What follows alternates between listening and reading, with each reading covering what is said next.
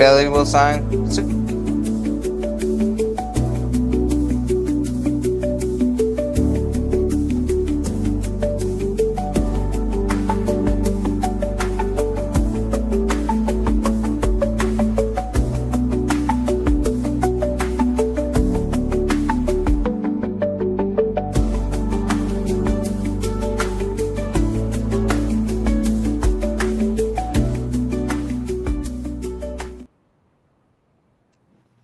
Good evening, everyone. How's our Yankee peeps doing on a Sunday night as we get closer and closer to say goodbye 2025 and hello 2026. How you doing, Shawnee?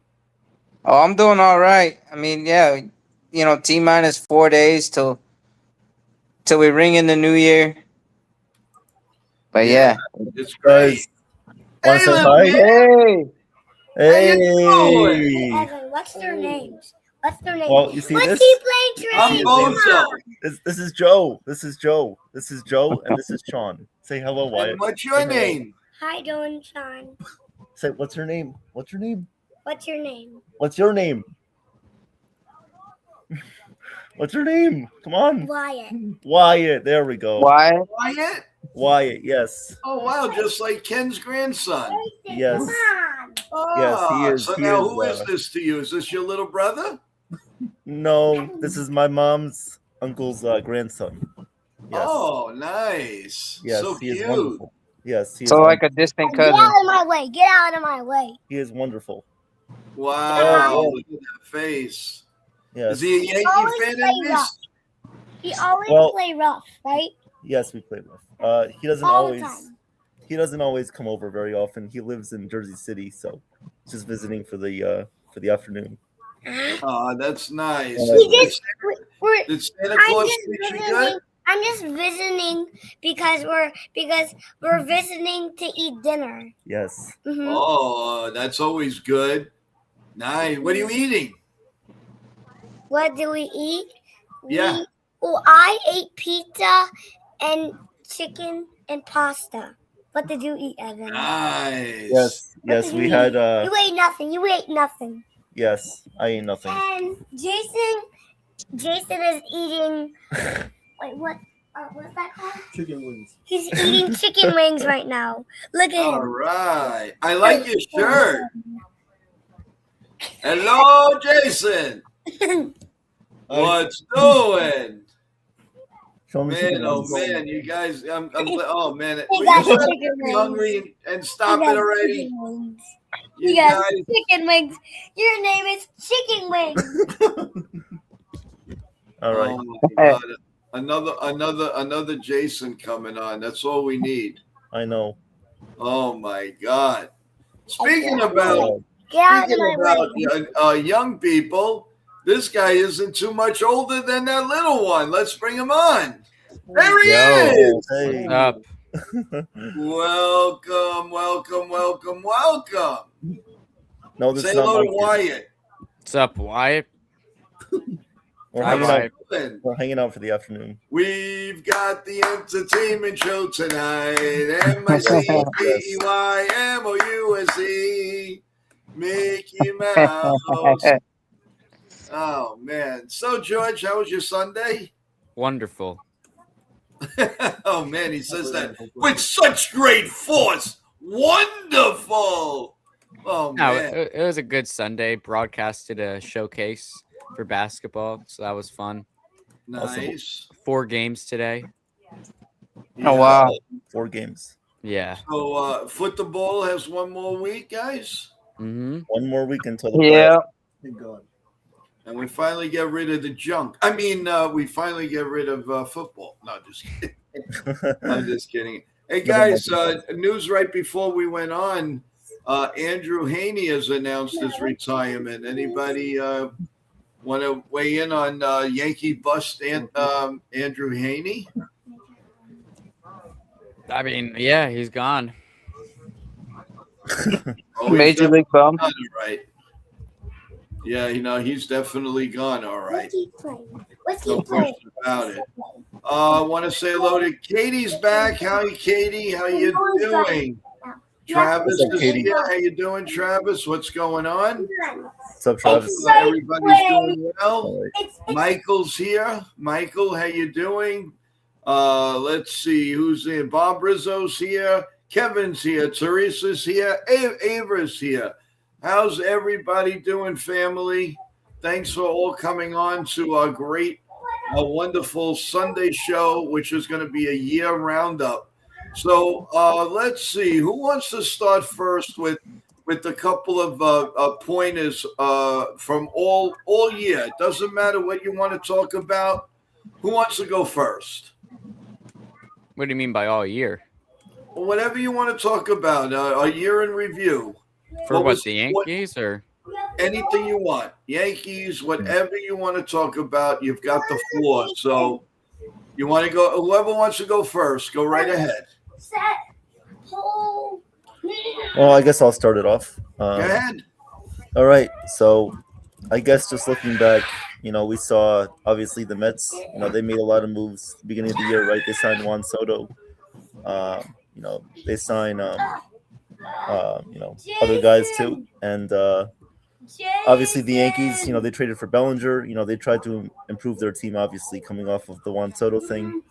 And I think they did a pretty good job. Obviously, Max Fried, Bellinger improved their team. And, we really wanted to see, the Yankees try to compensate for what they did from the previous year. So, I can't do it. Sorry, guys. Just give me a minute. Pull the train. Okay. Well, I think the Yankees did do a very good job replacing, getting some players right away from Juan Soto when they traded or lost Juan Soto. So that, that's that was a kudos to them. I thought the Mets did a poor job right after they got Soto. How about we touch base on that a little bit, guys? Everybody thought, well, the Mets, going all in, go in. But did they really go all in? Who wants to chime on that? In their book, they definitely went all in. I mean, you can't really blame Soto too much for the Mets missing the playoffs. I mean, he had another fantastic season as expected. I think the Mets, they failed Soto. Soto didn't fail the Mets. They failed him. I think bringing in Soto's, honestly, that was the right move for them. Add another superstar to this lineup. But then it didn't do anything, and the biggest thing for the Mets was the pitching. The offense was not that bad for the New York Mets. It was this rotation. You put a lot of trust in Clay Holmes. That's the interesting contract they had for their quote all-in offseason, signing Clay Holmes, making him a starter, which didn't pan out that well. They also signed Frankie Montas. It was sort of a train wreck, this Mets starting rotation. And then, Mania came back from injury. They had way too much faith in him. Kodai Senga came back from injury, and he was awful.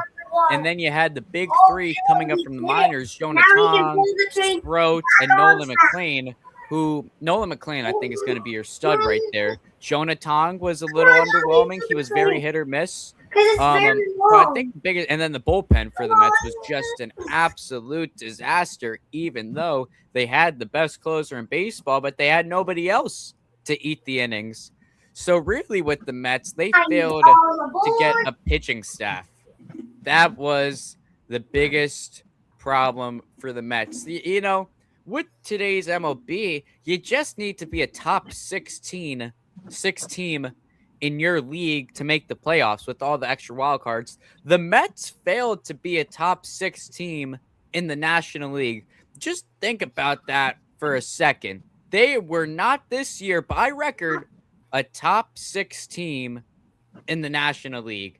That is a complete and utter failure. This was a team that a lot of people had winning the whole division, and they just fell flat on their face. And you can blame David Stearns for that. I don't want to hear Steve Cohen, because Steve Cohen provides the money. Steve Cohen says to David Stearns, no budget. Ooh, that was a crazy voice crack. Oh my gosh. Steve Cohen said to David Stearns, no budget, do whatever you need to do.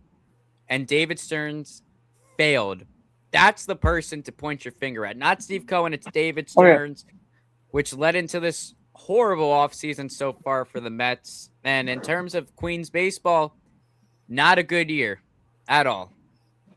No, and then also the thing is, you had the train wreck with the pitching staff, as you alluded, and then you had the train wreck in center field, where you had Nemo was okay. You know, you had different guys. Then you trade for Cedric Mullins, thinking he's going to be that all-star, star that he was with the Orioles, but he declined rapidly. Then you try to put Tyrod Taylor, Siri. You had all these guys, and they could just never get that right. So it was not only their pitching, but their defense lapsed in different times in the season. And then, and David Stearns just totally dropped the ball after Soto, because you put a lot of faith in a reliever converting to being a starter, and Montas, who's prone for injuries, Senga coming off of injuries, and all those other guys, and then you try to rescue with the young guys. That's like a whole lot to try and do. No, you're right. You're right. And it was Michael says only 83 games, which makes it even more embarrassing. Yeah. Yeah, the Mets in a whole just didn't. They didn't click. No, so we don't really know. What was it? Was it the locker room? Were there a lot of people unhappy? They made trades. They looked like they really improved themselves at the trade deadline, but Cedric Mullins was a complete flop. Absolutely complete flop.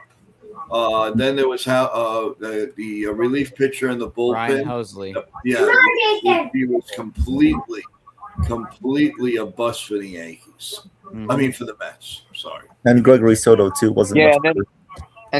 and also when they got Jose Siri. Yeah. Siri didn't really do anything. I was glad he was out because he kills the Yankees. Yeah. I mean, We got the better rate. I don't even credit the Juan Soto signing to David Stearns. I give that to Steve Cohen, because that was Cohen just saying, I'm going to go higher, higher, and higher. That was not – I don't credit that to David Stearns really at all. So, in reality, what has David Stearns really done for this New York Mets team besides hurt them? Besides losing Alonso and Diaz and the Nimmo trade, which I could see not panning out well for the Mets, just all this crazy stuff. So I don't see anything really that he's done in terms of helping this team win. I mean, honestly, if they miss the playoffs again, it's got to be time to move on from David Stearns. Yeah, the Soto sweepstakes was really just Hal Steinbrenner versus Steve Cohen, and Steve Cohen was willing to throw in the incentives that he did outside of the money. And Hal wasn't, but Stearns really hasn't done much as far as the GM, other than totally, because when you got a homegrown face of your franchise and you let him walk in free agency after you lowball him the year before. No, I agree. And I think Pete Alonso is my pick for the most underrated player in baseball. This guy does not get the love he deserves. I mean, 130 RBIs, 40 homers. People act like he's not this type of player, but he is one of the best hitters in all of baseball, period. I mean, this is a guy who also has the clutch gene. That's something that is really hard to find in today's game. So I just don't understand why Pete Alonso isn't treated as a top 5, maybe even top 3 first baseman. And it just annoys me so much when everyone says, oh, but the years with Alonso, he's going to decline. What evidence do you have that says Pete Alonso is going to decline at the end of his contract? It's just speculation. And there is no evidence saying that Pete Alonso's body will break down. Sure, will he need to be a DH at the end? Probably, but I don't think that's going to be based on his body. I think it's just going to be because of his defensive play at first base. I don't see the bat slowing down for any point of his career. He is a pure hitter. He's not known for his speed. It's not like he's Acuna who's gonna be running everywhere and risk tearing his ACL again. This is a dude who, knock on wood, has been healthy his whole career. So the fact that the Mets were scared of the back end of that contract just makes absolutely no sense at all to me. You can make the argument with the Kyle Tucker, someone who's had injury history. You can make the argument for Pete Alonso, someone for every season of his career has been able to play almost every single game of the season, and there is monumental value in that.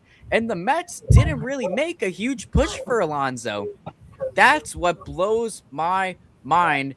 Pete Alonso is just a great player. As a Yankee fan, I love him. I love watching this guy play, and I'm actually very upset he has to play in Baltimore now, and he has to face us multiple times this season. He is going to be a Yankee killer. I can already tell that. Oh yeah, no question about it. I would love to hear the Mets' reasoning. You know, why they treated this guy like he was absolutely trash. Maybe some people say no, it wasn't trash, but you know what? I think it is. It's underrated at its finest.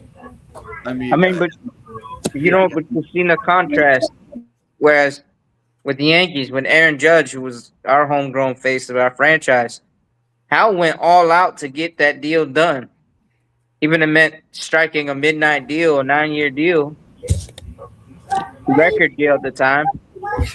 He went all out, and when you've seen when Pete Alonso was a free agent last year, they lowballed him with a low offer. Yeah. And there's the man, the myth, the legend, the one, the only Chef Nick joining us. Chef Nick. Hello, everybody. Good to see everyone on this beautiful, lovely Sunday evening. They call baseball talk. Oh, it is lovely. All right. Yeah. Very lovely. How are you?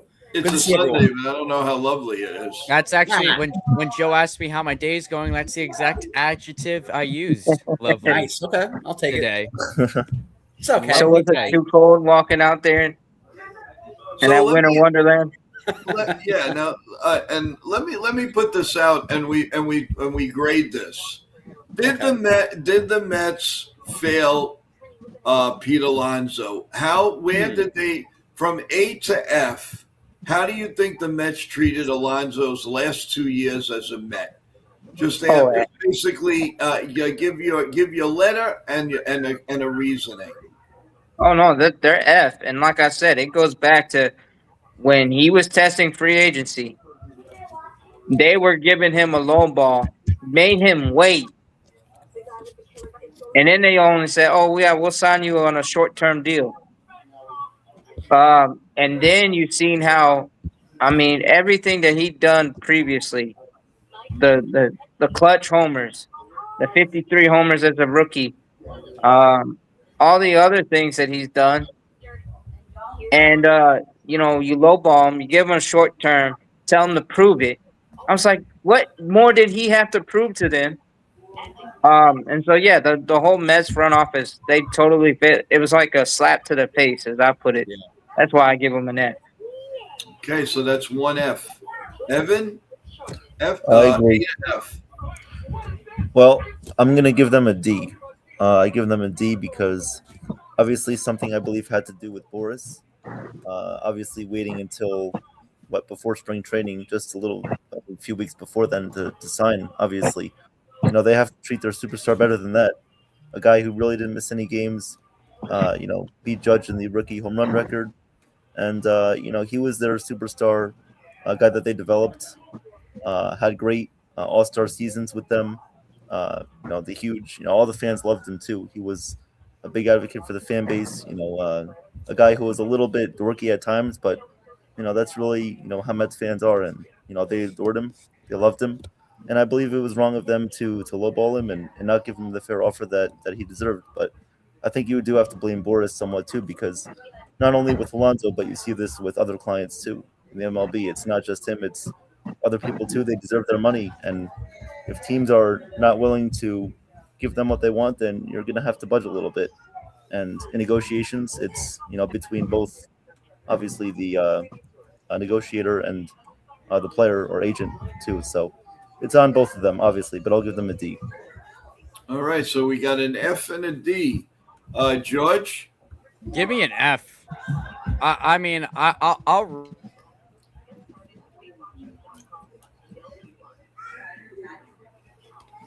Did he freeze? Yeah, I think he froze. Yeah. Might be cold in his room. Care about that. He played 60 games, but he hit 16 homers.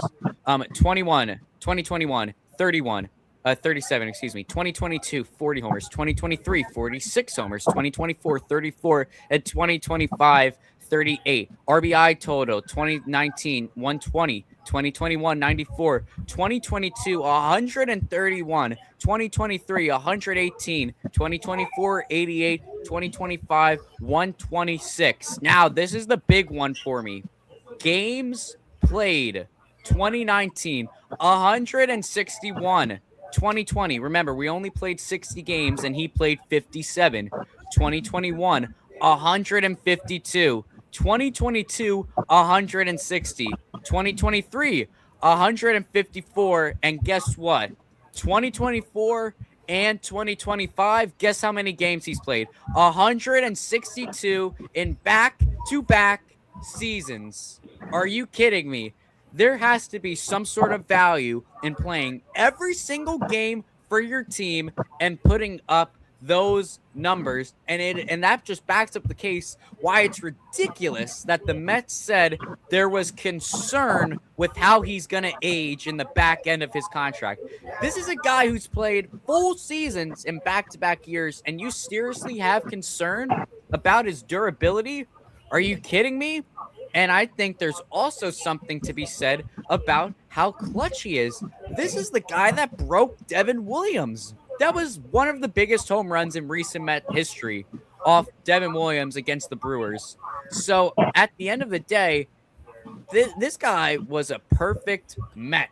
This is the guy who was the epitome of the Mets. Honestly, if you ask me who I think of when I think of the Met team, I think of Pete Alonso. I don't think of Lindor. I don't think of Soto. I think of Polar Bear Pete. Ever since he was a rookie, breaking records, wearing the orange and blue. And the fact that they left him out to dry, not even a huge push for getting Pete Alonso back, it's honestly ridiculous that they did not try to bring this person back. And there's got to be some value too in the guy playing 7 straight seasons with the same team, homegrown. I mean, this is kind of just imagine Judge went to the Giants. This is kind of how we would feel. A homegrown kid. Coincidentally, they both broke rookie home run records. It's like watching someone their whole career, them giving everything they have for you. I mean, we're talking back-to-back seasons playing every game. He left it. His tank is empty at the end of the season. He gave 120%, and just not to give him anything, that's got to be an F for me. No effort. That's 100% an F. I'm sorry. No, you're right. Good observation, man. Before we get to Chef Nick, breaking news from NITHIN Sports. Rush, Zach Efron is staying with the Orioles per multiple reports in a 1-year deal. Well, good for them. Good for them. Old man Zach. Yep. Zach is going to stay there, so obviously going to help their pitching staff. Is that He's a good musical? Yeah, he's a good number 3 or 4. And, good for them. Thank you, NITHIN Sports, for that. I hope you're doing better. I hope you're feeling much better. And, Nick, from A to F, where is Pete Alonso with the way the Mets treated him, and why? I'm going to give them an A because A stands for ass. Because, it's absolutely terrible how they treated Pete Alonso in every way. You know what? Good for Pete Alonso going to the Orioles. And what a great press conference. Have you guys ever caught that with the press conference? I'm glad he said what he had to say with Boris, and of course with the GM and what's it called? The owner, also side by side too. he wants to play in a winning atmosphere, and what he said in paraphrasing too, that he believes in his team, that he believes in a winning culture. It says a lot about pretty much why he left the Mets. So look, I did a great workout today. I had Metallica on the radio. I had YouTube clips, and all of a sudden, Pete Alonso's highlights came up on YouTube on silent while Metallica was playing, and it fit really, really well. Pete Alonso, just every time with his highlights he came on with the Mets, it was always like just cheering, just being psyched up. I love that. And you know what? Mets, they're gonna miss him. They're definitely gonna miss him. Orioles, they picked up a great player, great clubhouse player. This guy is going to help the Orioles in every way. They have a leg up not only on us, but on the Mets too. I want to plug that as well. So yeah, just with how the Mets treated him, yeah. Like why? Just why? Like screw the pooch on this one. Like I mean, this is a homegrown player. This guy has proven that he has a lot of years left and a lot of ability left in the tank. Like I just don't understand how you just let this guy go. It doesn't make sense. But whatever, that's your problem. We have our own problems, but you know what? Orioles didn't get a problem. They got a great player, so that they're going to do great things with him. And he's, believe it or not, as a veteran presence in the clubhouse. I think he's still young, but as a veteran presence in the Orioles clubhouse, he's going to do great things with this team, especially with the young kids. So good for them. I really hope the Orioles, they do well this year. And Pete Alonso, I really hope they shut a lot of people up also this year, especially the Mets. And you know what? Look, if he's going to Orioles eventually in their schedule, if they are going to face the Mets, I hope they kill the Mets. I really do. And this is the only time I'm going to say this because, Mets, I always want them to do good. But with the Orioles, the way they handled this, he deserves it. Pete Alonso deserves to have his last day with the Mets, and that's killing them on the field.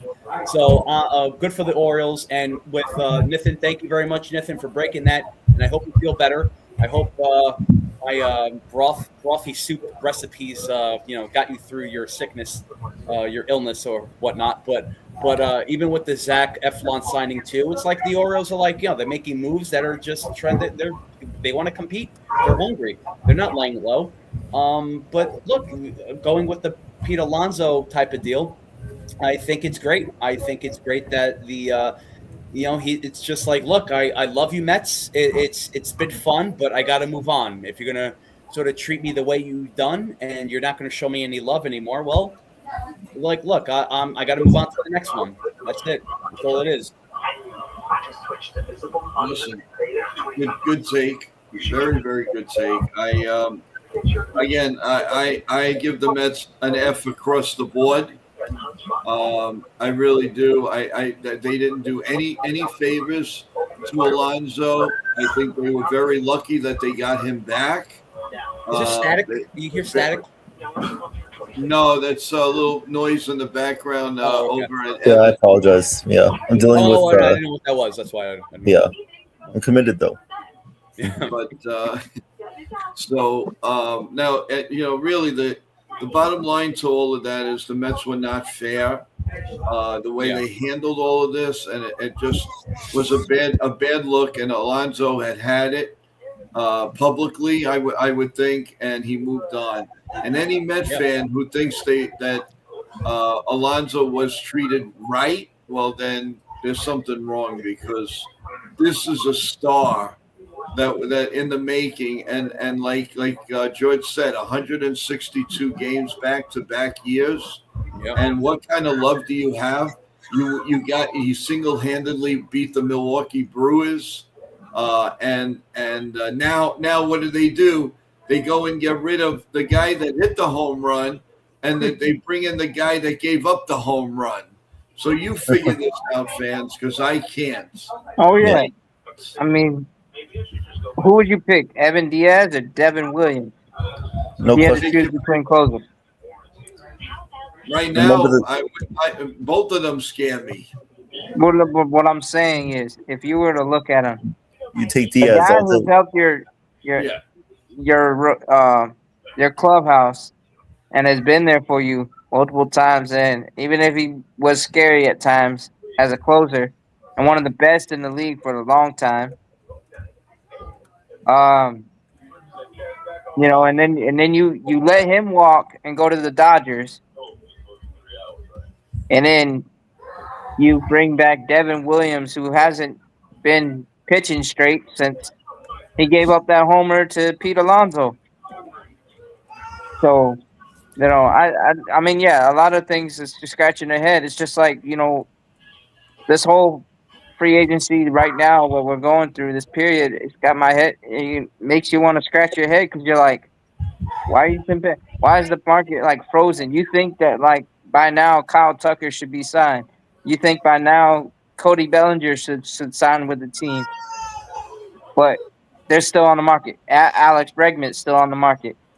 Um, Kazuma Okamoto's still on the market, even though there was unverified reports earlier today that he was going to the Pirates. Heard about that too. Well, So it's like I don't know, but there's one word that I dare to say here, but the bottom line is, do you guys start seeing, because there's a possibility of the strike, some collusion going on? Ooh, big word. Collusion. I mean, there might be. I mean, look how many short-term deals. Eflin, a 1-year deal, but Eflin's older, so I could understand that. But then you got all these other guys, 3-year deals, 4-year deals, one, maybe 2, 5 or plus deals so far. And what? Schwarber Alonso. Yeah, Schwarber and Alonso. This is probably why Grisham took the qualifying offer, because I don't think he was getting a long-term deal anywhere else at this point in his career. Yeah. Yeah, and I don't see also, it. it was a little overpaid. Oh yeah. I mean, if I look at Grisham, I'm like, forget about Grisham, I'm going, really? You're offering this to me? Oh wow! Well, don't mind if I do. Thank I'd be you. like, thank you. Wow, I love this team. Yeah, New York all the way, baby. Yeah, I don't know. I'm starting to get bad vibes, but I don't want to start too much trouble. But the bottom line is something's not. I don't. You can't blame this all on Boris. So No. waiting in the wings, guys. We have another star of our show, and we're gonna bring him right up now. Hopefully, he's feeling better. Yo, what's up, guys? Good evening, George, Chef Nick, Sean. I just had my chicken broth. By the way, Chef Nick, big kudos to you. Thank you for that suggestion. It's been helping. So, drinking hot water, tea, and obviously chicken broth. So, thank you for that. Getting a little bit better, but my body is like shut down right now, so it doesn't want to do anything. But yeah, I hear you. But shout out everyone to the chat. Great, obviously, great job with the interview today with our guy Danny Espinosa, Joe and Sean. Great job with that. You guys did great. You asked great questions, and also the chat asked some great questions to Danny. So good job, guys. I'm gonna shout that out.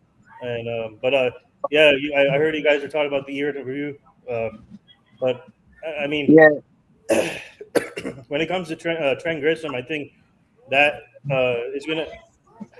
He is. I think that was a mistake, but by the Yankees offering him the qualifying offer. But they should not have done that in the first place. If they didn't do that, then we would have had a different discussion today. Possibly Yankees making moves by now. But obviously the problem is the market. It's in a hold up right now, hold up pattern.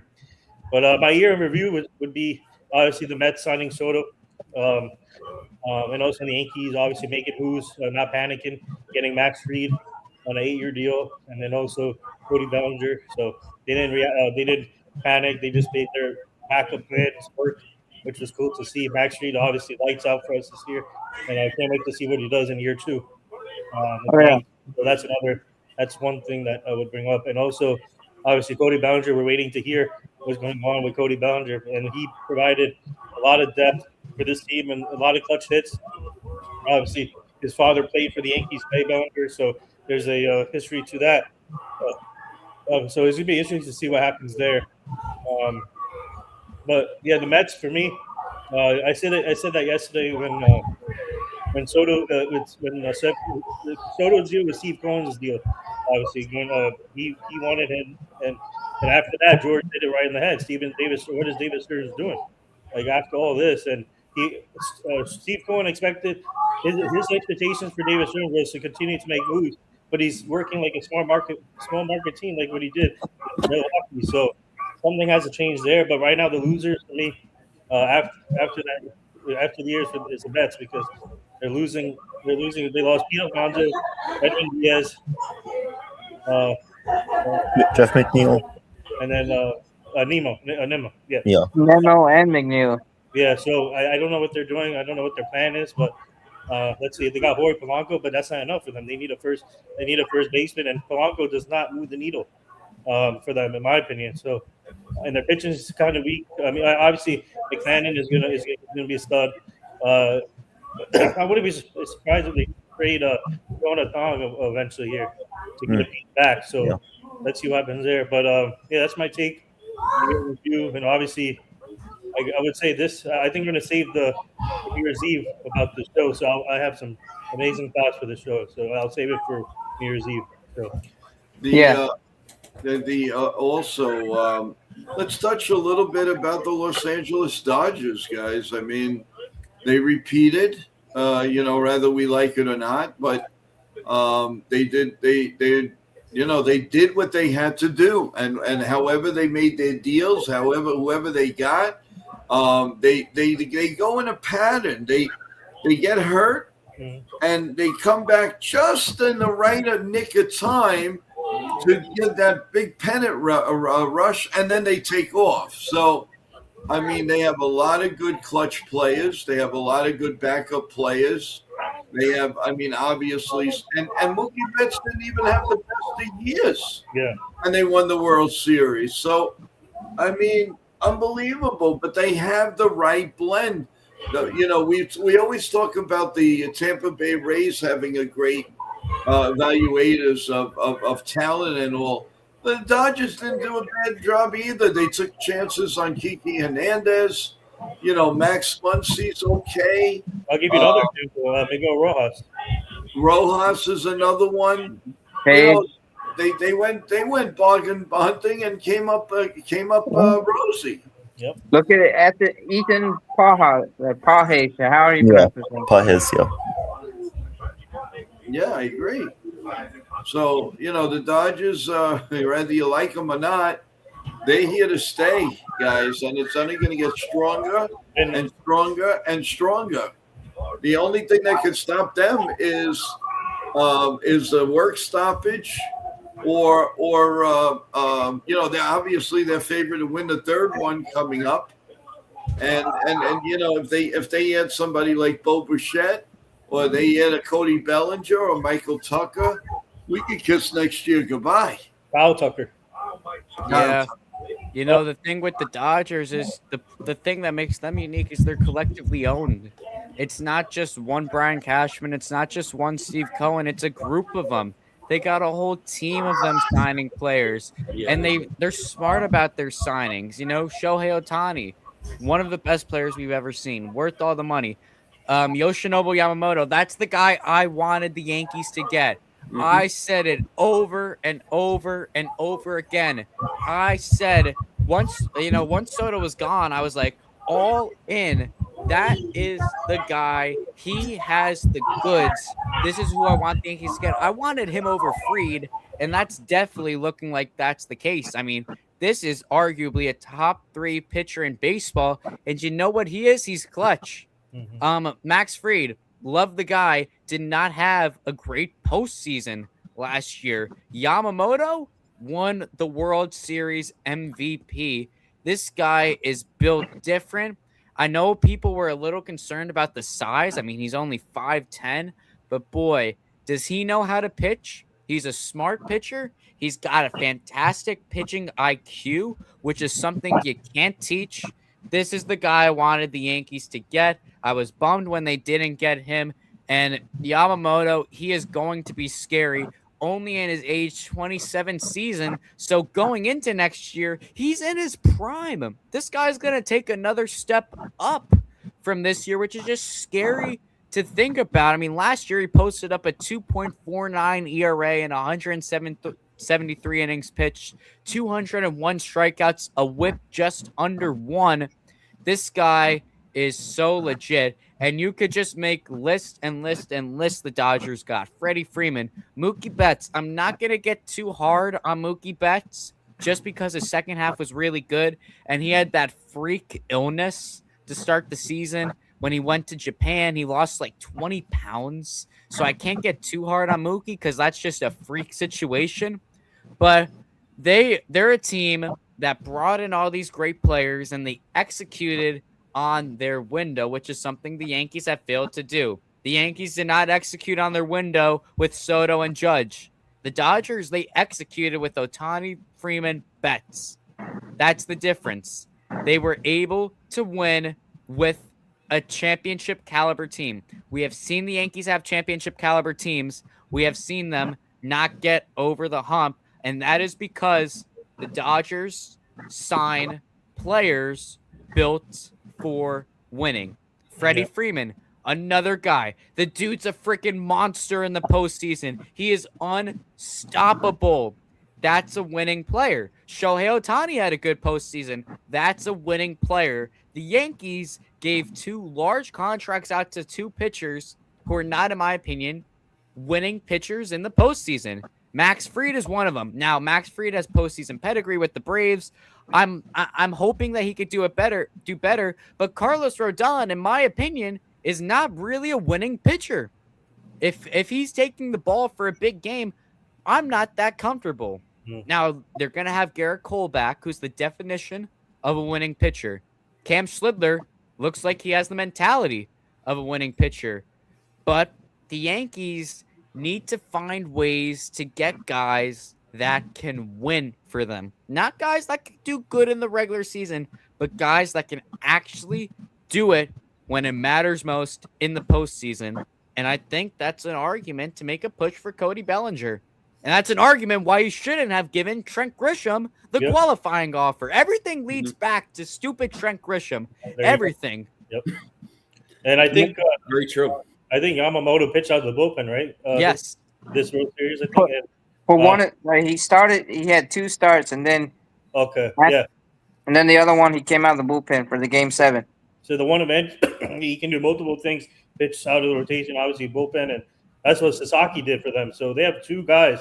Yeah, when they lost their closer, Saki went to the closer role.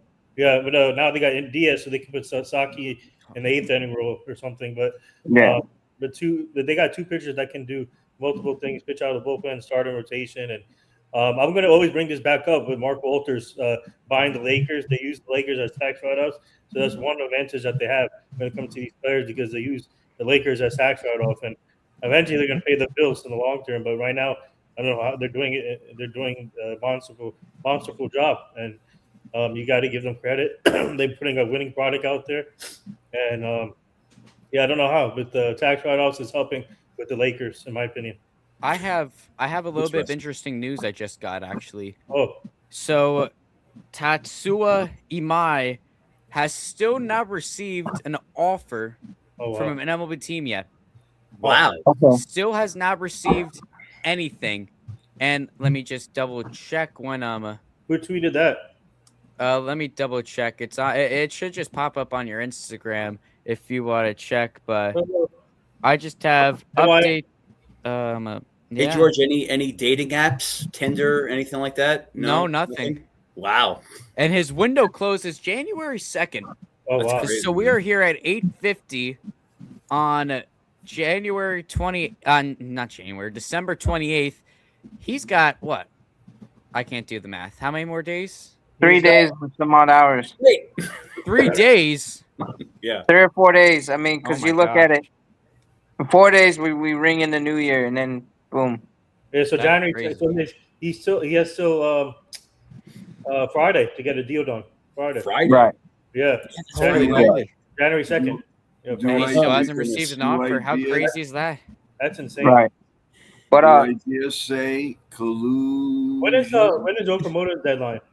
4th. No, Okamoto's Yeah, he's the 4th. Okay, so Saturday. It's the 4th. Sunday.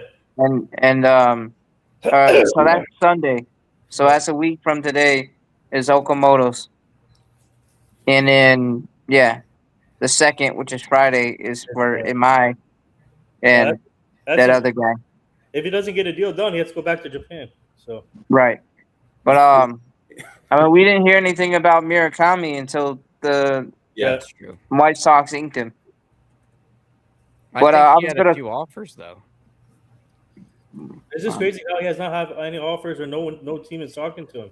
No red flags on this guy. Everyone thinks he's going to be. This has to do with the strike. I'm convinced at this point that no one has offered a stud pitcher who has no red flags. I mean, Murakami had this. He was getting compared to Joey Gallo with his strikeout rate. Imai, no red flags. This guy's got all the green flags that say he's going to be a stud MLB pitcher. Still no offers.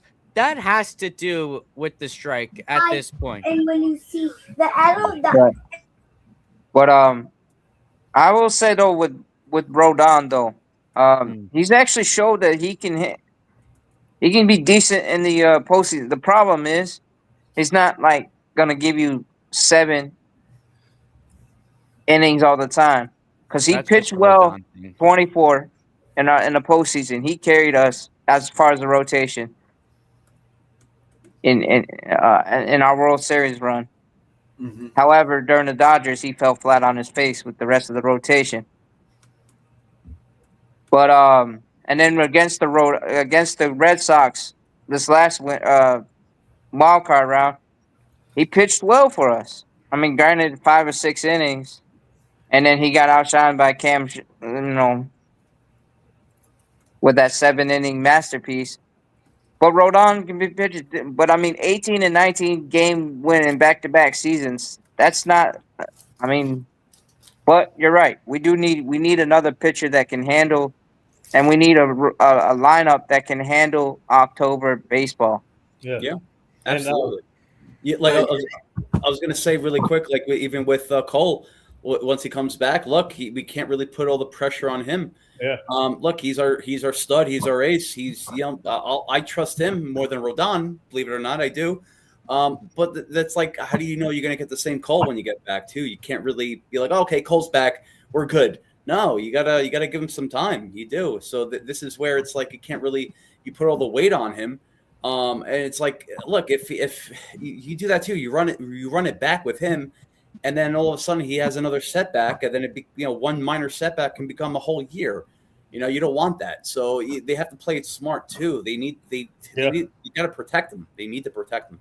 Especially now, coming off with the injury, and he still has 6 more years left on his contract, I think. Yeah. Yeah, 6. He had 9-year deals with 6 more years, and they gotta.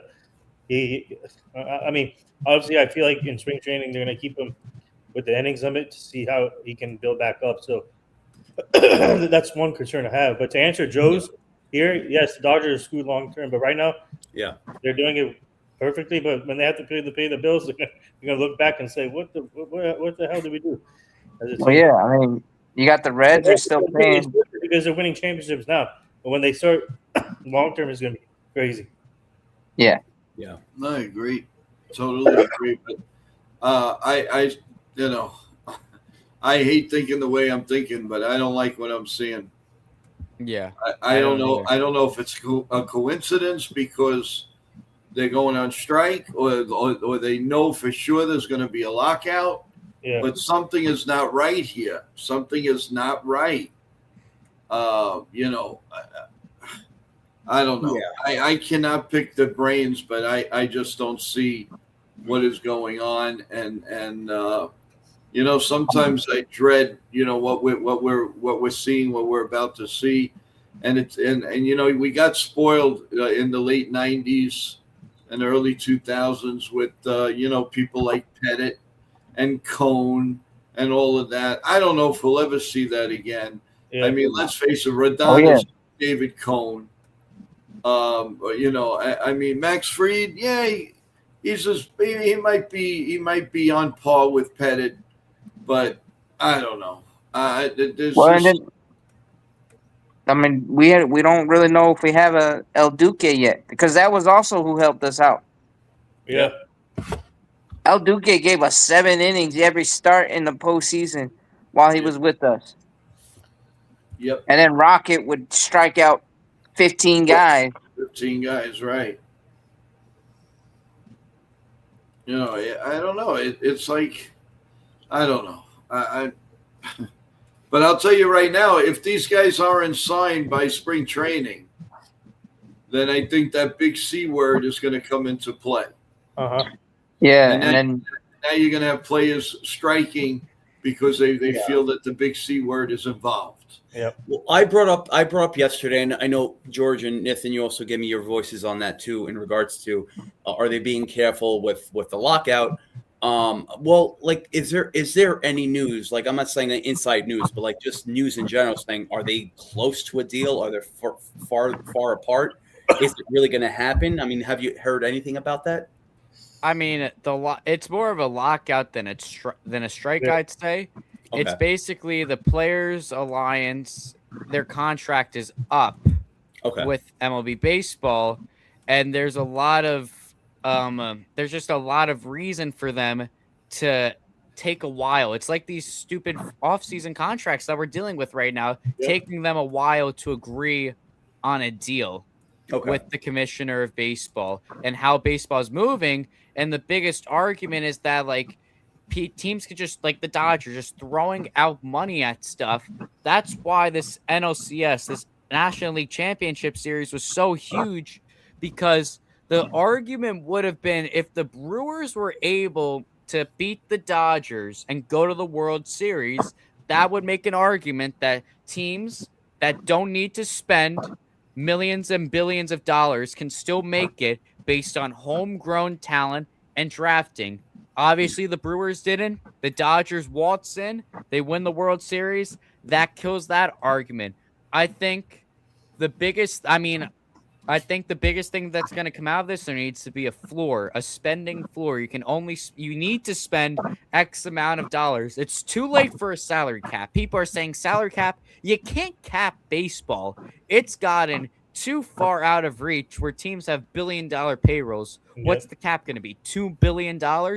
Like, you can't put a cap on the Dodgers. You can't put a cap on the Yankees. That's just not possible anymore. But you need a floor to try and cancel out these teams just going ludicrous. Now, a big domino that fell, honestly, for kind of minimizing the strike's effect is honestly the Murakami signing. Having the worst team in baseball sign a decently big free agent is definitely some momentum, but I think we're definitely going to miss some baseball in 2026. I don't know if it's going to be the whole season. We had a strike. What was it? 21, 22. We had a mini strike. We missed maybe a month and a half of the MLB season, and that was more with name, image, and likeness. Strike, this is purely based on, this strike is fueled by Soto and Ohtani, those contracts, and the deferred money is also fueling this. So it's really just heavily expected that the Players Alliance will be stubborn and will take a while to agree with MLB baseball on a contract. It is likely that they will demand new rules, being a spending floor, a minimum spending amount that teams have to spend. So that's one thing. And the thing is, owners don't really like that for baseball. Owners like the Reds owner. That guy, I hate that guy. The second they didn't sign Kyle Schwarber, he basically said, "I'm done. No, thank you." He basically said that right out to the public. We're not going to sign anyone else. So that's one of the bigger problems. You have teams that don't have owners that really don't want to spend that much money on players, which is why they need to institute a floor. I think that's honestly a great idea for baseball. And that's why I think it's more of a lockout than a strike. It's not the players putting up signs, protesting around the stadiums, pay us what you owe us, or something like that. It's nothing like that.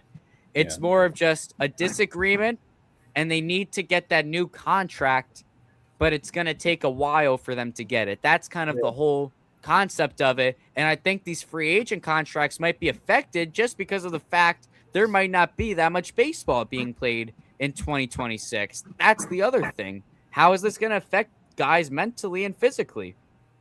That's the bottom line. 2027, actually.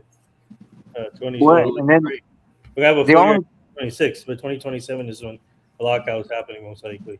Yeah. But That year. yeah, Espinoza. I don't know if you guys missed it. Please go check out the episode with Espinoza with Joe and Sean. Danny said that he told Joe and Sean that he doesn't think it's gonna happen. There's some. I think he thinks that they're gonna be talking mid-season, and but you never know. Anything can happen. But he thinks that the lockout will not happen. Yeah. I mean, anything can happen. But you know, one thing they need to cap on is all these subscriptions to all these streaming platforms and the high prices to even go to the ball games and all these no sense blackouts in these local areas. You know, you want to watch the Yankees, but if you live in the Yankees or near the Yankee Stadium, you gotta get blacked out from watching it on TV, or you gotta go to a dozen and one, 102 different streaming markets just to watch it. Yep. Or tune the radio. I'm just saying. I mean, when you gotta pay $20 to Netflix, $20 to Amazon, $20 for the MLB, $20 for the 100 and something for whatever, it's just ridiculous. No, 100%. And I like see what Katie said. Yeah. Why is this Yankee organization taking so long to do anything? That's the $1 million question. Why? What is the difference between the last year's winter, the trade deadline, and now? Why are they just sitting on their bozo hands? Why? Well, I could say the same thing with the Dodgers too. Like this was an argument before. It's like, okay, they deferred the money on Ohtani. Why can't the Yankees do that themselves? Is it a state by state thing where the Dodgers are fiddling like with pretty much with the whole state that they can do that and the Yankees can't because they're handcuffed? I don't know. I mean, that's my question, but I don't think there's certain people that you can ask. I've asked my tax guy. I've asked certain other people in like the real estate property business in regards to tax breaks, and they answered my questions in regards to that. But like even with that too, like is it where there's a loophole where they can get away with it for now, and then they're gonna pay later on like dearly? I don't know. That's something I don't know, but it's something that if the Yankees look at where, okay, wow, they're getting all the Dodgers are getting all these players, and they're like they're pretty much just like getting around the system. It's like, is there a way the Yankees can do that? I don't know. I really don't know. But there's a lot of reasons behind that. Yeah, and it could just be Hal doesn't prefer to defer money. He doesn't want to have to pay somebody 30 years after they stop playing. That too. Yeah. That too. Bobby Bonilla, King Griffey Jr., the list goes on, right? But no, honestly, what I'm thinking too is this. And Ken and I were having a conversation, Ken from Yankees The Ugly Truth, last night. And it could just be Boris is representing a lot of these guys, and he's just playing his same old game. And that's just really stalling the market. Yeah, no, I agree. Well, RC Cola says need a ceiling and a floor. Owners can get it if they give the players union faster free agency, but need a ceiling and a floor. Imagine if the NFL didn't have it, it wouldn't have competitive balance. It's too late for a ceiling. I mean, that's just going to make all these players, they're just going to have to leave. I mean, if there was a cap on baseball, I don't know if the Yankees could have this team with all these big contracts. They probably have to get rid of Stanton. Yep.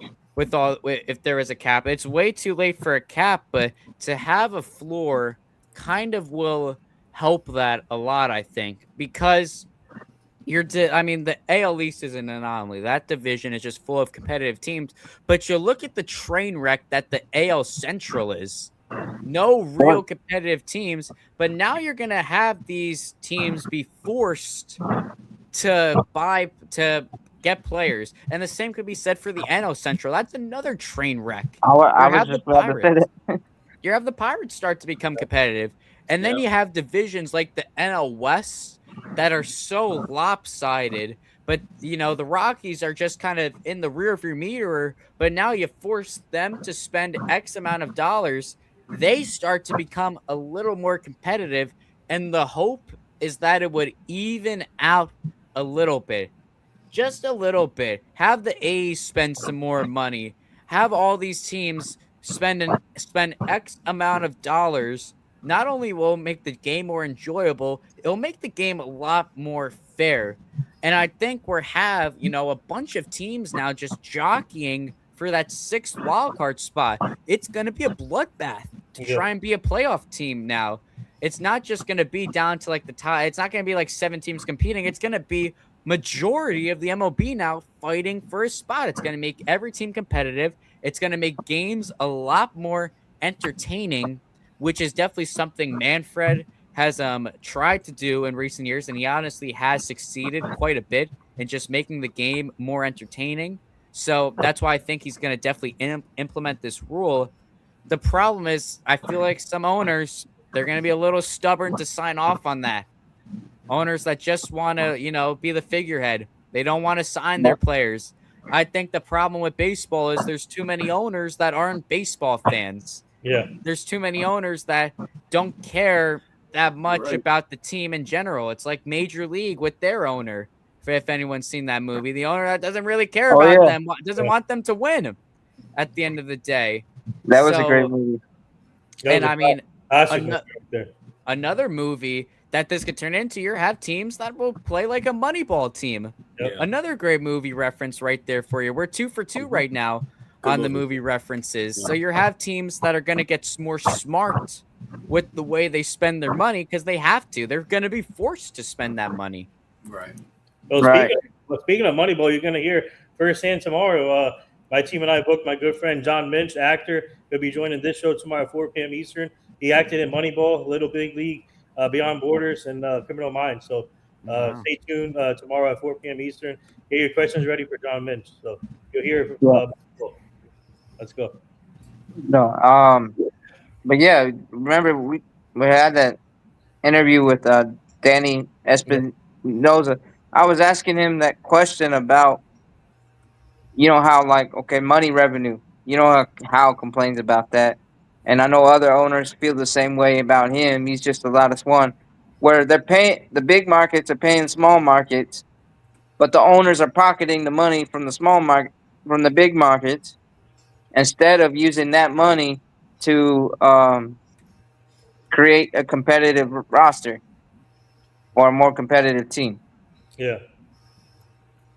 Well, the Dodgers are going to keep continuing to do it. They're not going to stop until they're a money pit. Yeah, until they pay until the rules change with deferred contracts. Guess what?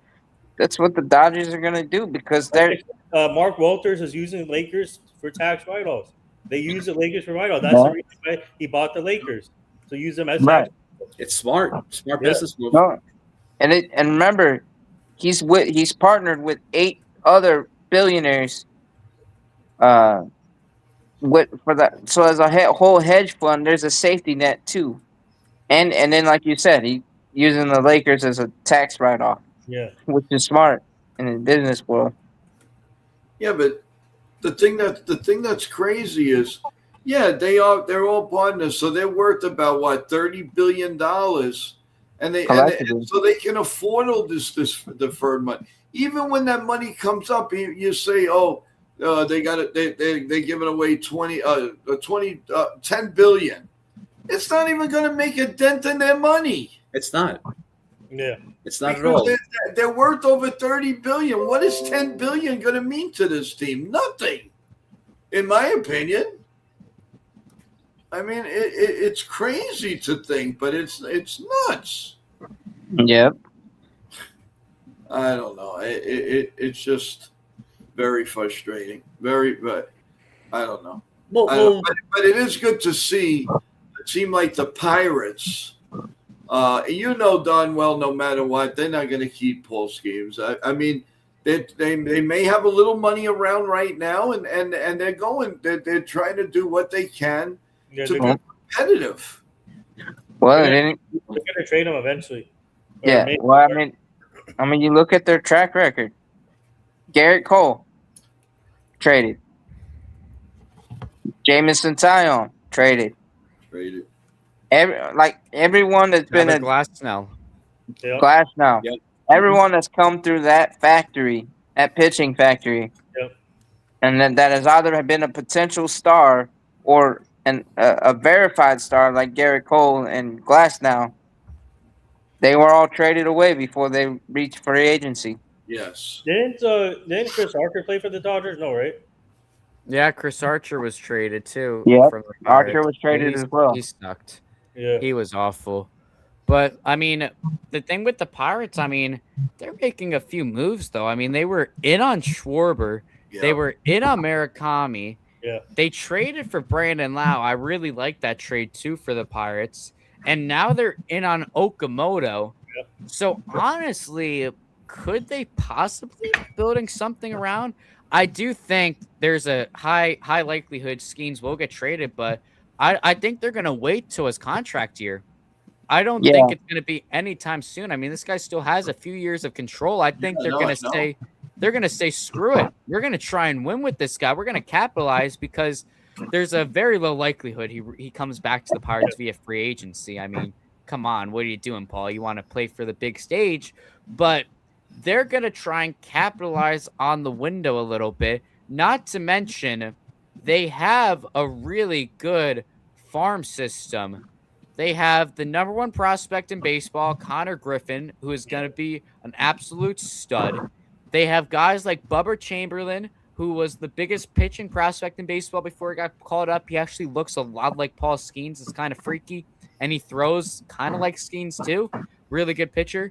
They have a name I want you guys to know, Jared Jones, who's coming back off Tommy John surgery. He missed last year, but his 2024 campaign was honestly really impressive, a really underrated pitcher. They still have Mitch Keller, that veteran, so the rotation's looking all right. If they do hypothetically sign Okamoto, that's not that bad of a team. Is it all that unlikely that maybe not this year, but another offseason of making moves they could sneak in to the wild card? I don't think that's that crazy to see. Don't forget they got who? Yeah, they got Ryan Reynolds. Yeah. Who's still in his prime.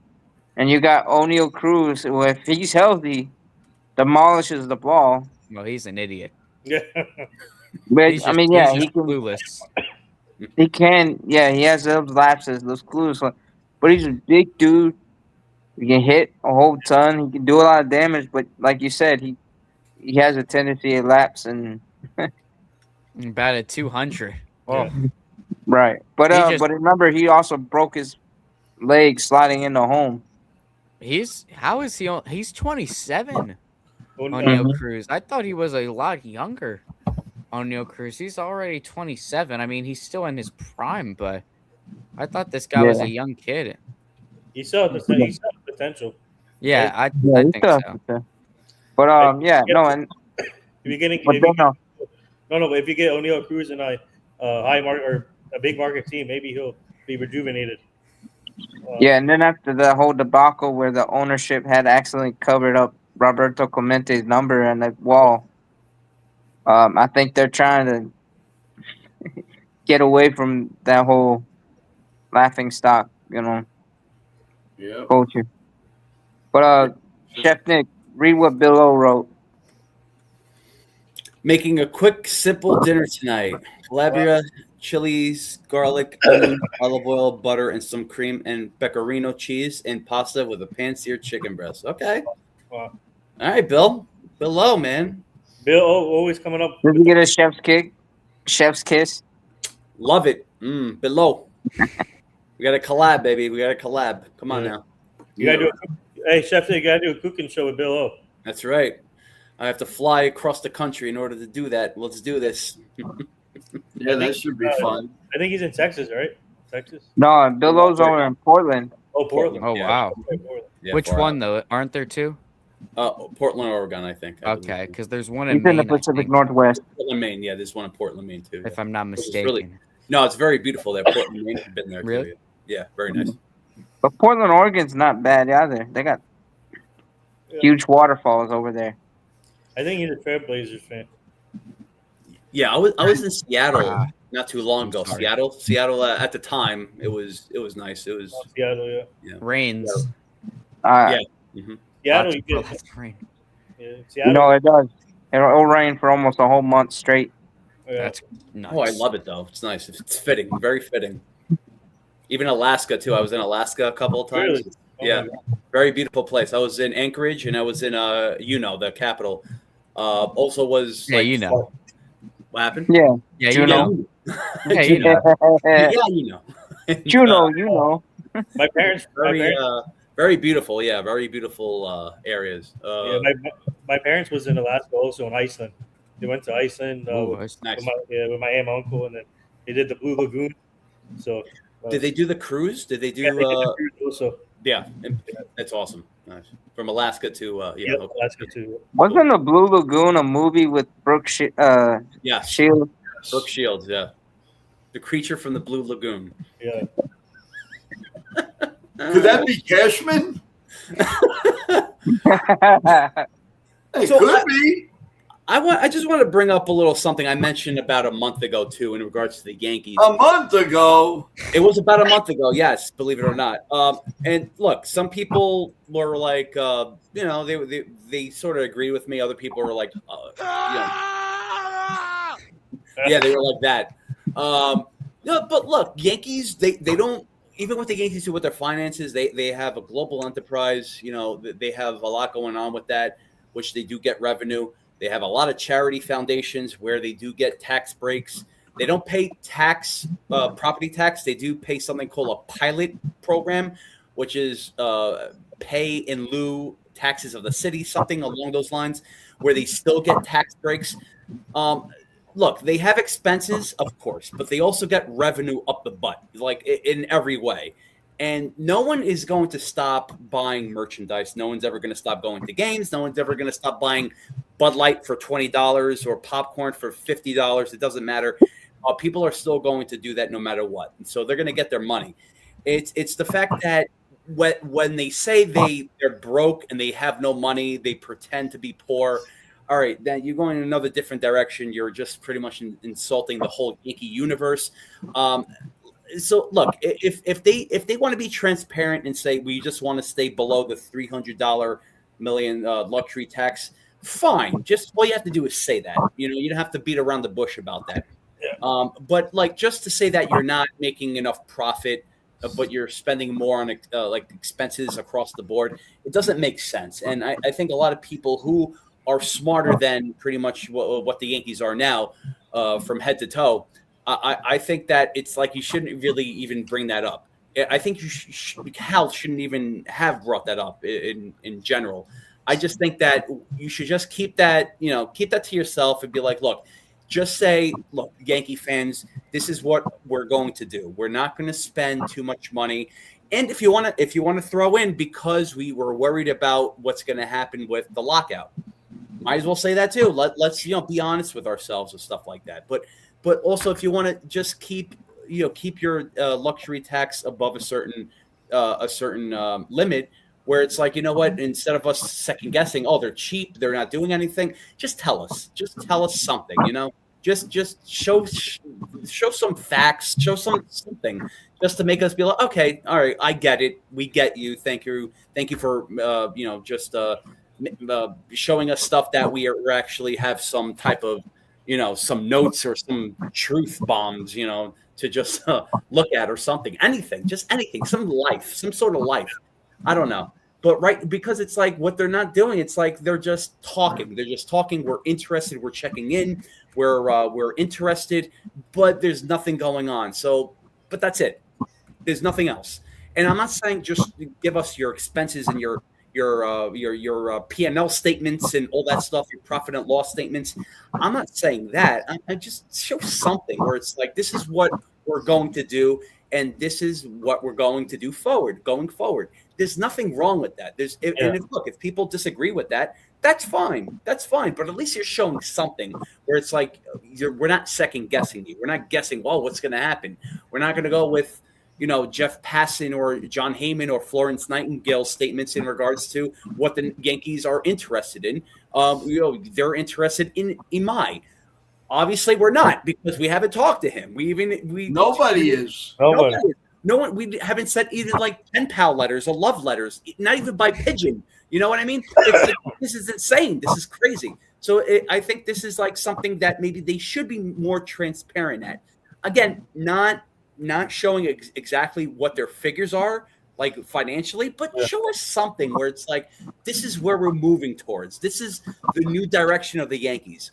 If we agree, we disagree. If we disagree, we agree. If we're mad, we're angry, we're sad, whatever, that's fine. It's fine. But just show us something where it's like, you know what, we're going to be truthful with the fans and not second guess anything. It's insane. It's like, it's just crazy how it's like we all have to be like, oh, well, you know what? Every night there's always something. It's like the Yankees are not doing anything. We're angry. This is going to happen until the beginning of spring training. And we're all going to be upset. We're all going to be upset. We're all going to have new stories. We're going to have old stories, repetitious stories. And it's ridiculous. This has to stop. This has to stop right now. So, yeah, definitely great points. I agree. And I think they're allowed to show some numbers to us. I believe so. Yeah, that'd be great. I think, I mean, I don't know why they're so hesitant to show some numbers, and at least to show us like their numbers going into this year and then next year. So, I Stephanie, you made some great points over there. I think they need to change their philosophy and start showing numbers. I think other teams do that. I'm pretty sure they do. I think so they got to start changing their philosophy. Let the fans know if what is their game plan or whatever. So I agree with you, Chef Nick. I think the numbers are key. So, well, they better do something, because I'm telling you, man, it's going to be a ghost town. And I know if I was still a season ticket holder, there is no way, unless I see what this team's going to be like, and I have a deadline. I think their deadline is like January 15th. For the first installment or the last installment. If they don't do anything, there's no way in heck I would give them $1. Not for this team. For what? I'm going to spend thousands of dollars for fourth place, or to maybe fight for the fight for it? No way. Well, there he is. Welcome back, Evan. Oh, hello. Yes, we are back with no more distractions. Evangelo. What's up? They're still here at the house? No, they're gone. Yes. They're very nice, though. Very nice people. Oh, yeah. How old is Wyatt? He's 5. Oh, wow. Nice. I remember his first birthday. Wow. I like his energy. He's cool. Yeah, he's crazy. I like his shirt. Yeah. Yeah. I love that shirt. I think in the future we're gonna have the Wyatt show with Ken. Yeah, with Ken. Yeah. Yep. And I believe they're both Mini 5 and years old. YankeeMania. One is 4, one is 5. Let's maybe we can have Wyatt talk. Ken's grandson come on here, and then also have, when Wyatt comes back to Evan's house, we can do like a stream with them. Of course. Yeah. He knows a lot about sports. I taught him well. Nice. I taught him well. Yep. So guys, switching gears a little bit. A review on basketball. This has been a fun year so far. Obviously, if you're a Knicks fan, it's an encouraging year for the Nets. The Lakers are doing okay. There's a lot of clubs that are like doing incredible. There's a lot of disappointing clubs. So how about a little talk on what you guys take is on the Knicks, the Nets, and so on. So one of you started. Evan, you haven't been on, so you want to start it? Go ahead. Sure. So my thoughts on the Knicks, and I think that they can go to the finals. I really do. They're a team that's ready to win now. They have depth. They have a bench. They have a great coach. And I truly believe this is their time. I mean, just think about it, guys. If the Spurs beat the Thunder and the Knicks potentially get to the number 1 spot, we could look at the Knicks having home court advantage potentially in the finals, which would serve them very well. I think they need to learn to play better on the road, win more games on the road, but I think time will come with that. And, they're just cruising along right now. I think the path for them is very, very easy. Obviously, the East, you have a lot of teams there. 1 through 6 right now looks, pretty solid. But other than that, I don't see too many other teams competing besides, obviously, the Knicks, the Celtics, and the Pistons. And just a little bit on the Nets, I think the Nets are improving a lot more. I was very impressed last night. They beat the Timberwolves, which was cool to see. Cam Thomas came back, scored 30 points in 20 minutes. So that was awesome to see there. Michael Porter Jr. keeps chugging along, and he deserves to be an all-star this season. Not even a reserve. Get him in the starting 5. Get him there with Brunson and everybody else there. So great to see with the Nets and the Lakers. It's weird because I feel like they were better without LeBron, because obviously you had a guy who comes back, demands more time with the ball, runs the point guard, pretty much does everything for the Lakers. But you have supporting guys like Luka and Austin Reeves who have unfortunately missed some time, which cost them some games. But they play really well, I feel like, without LeBron, and they share the ball better. They play much more energetic defense. And now with JJ Redick calling them out, they have to be better. They really do. They're not just gonna keep chugging along with having teams like the Spurs and the Thunder just go out there and cruise along. You're not going to beat them like that. And with a guy like Wemby with the Spurs, a guy like SGA with the Thunder, right now they're better players than LeBron is right now in his prime. Obviously it's not the same as it was a couple of years ago, and the Lakers have to play much better basketball to be able to compete with those teams. But as it stands right now, you could potentially be looking at the Knicks in the finals, the Celtics competing right there, the Lakers, the Nuggets, the Timberwolves. That's what's so great about the NBA now, is Thunder. that a lot of teams who could potentially compete for Thunder. finals. OKC Thunder is like playing out of their minds. Yeah. And I mean, they got.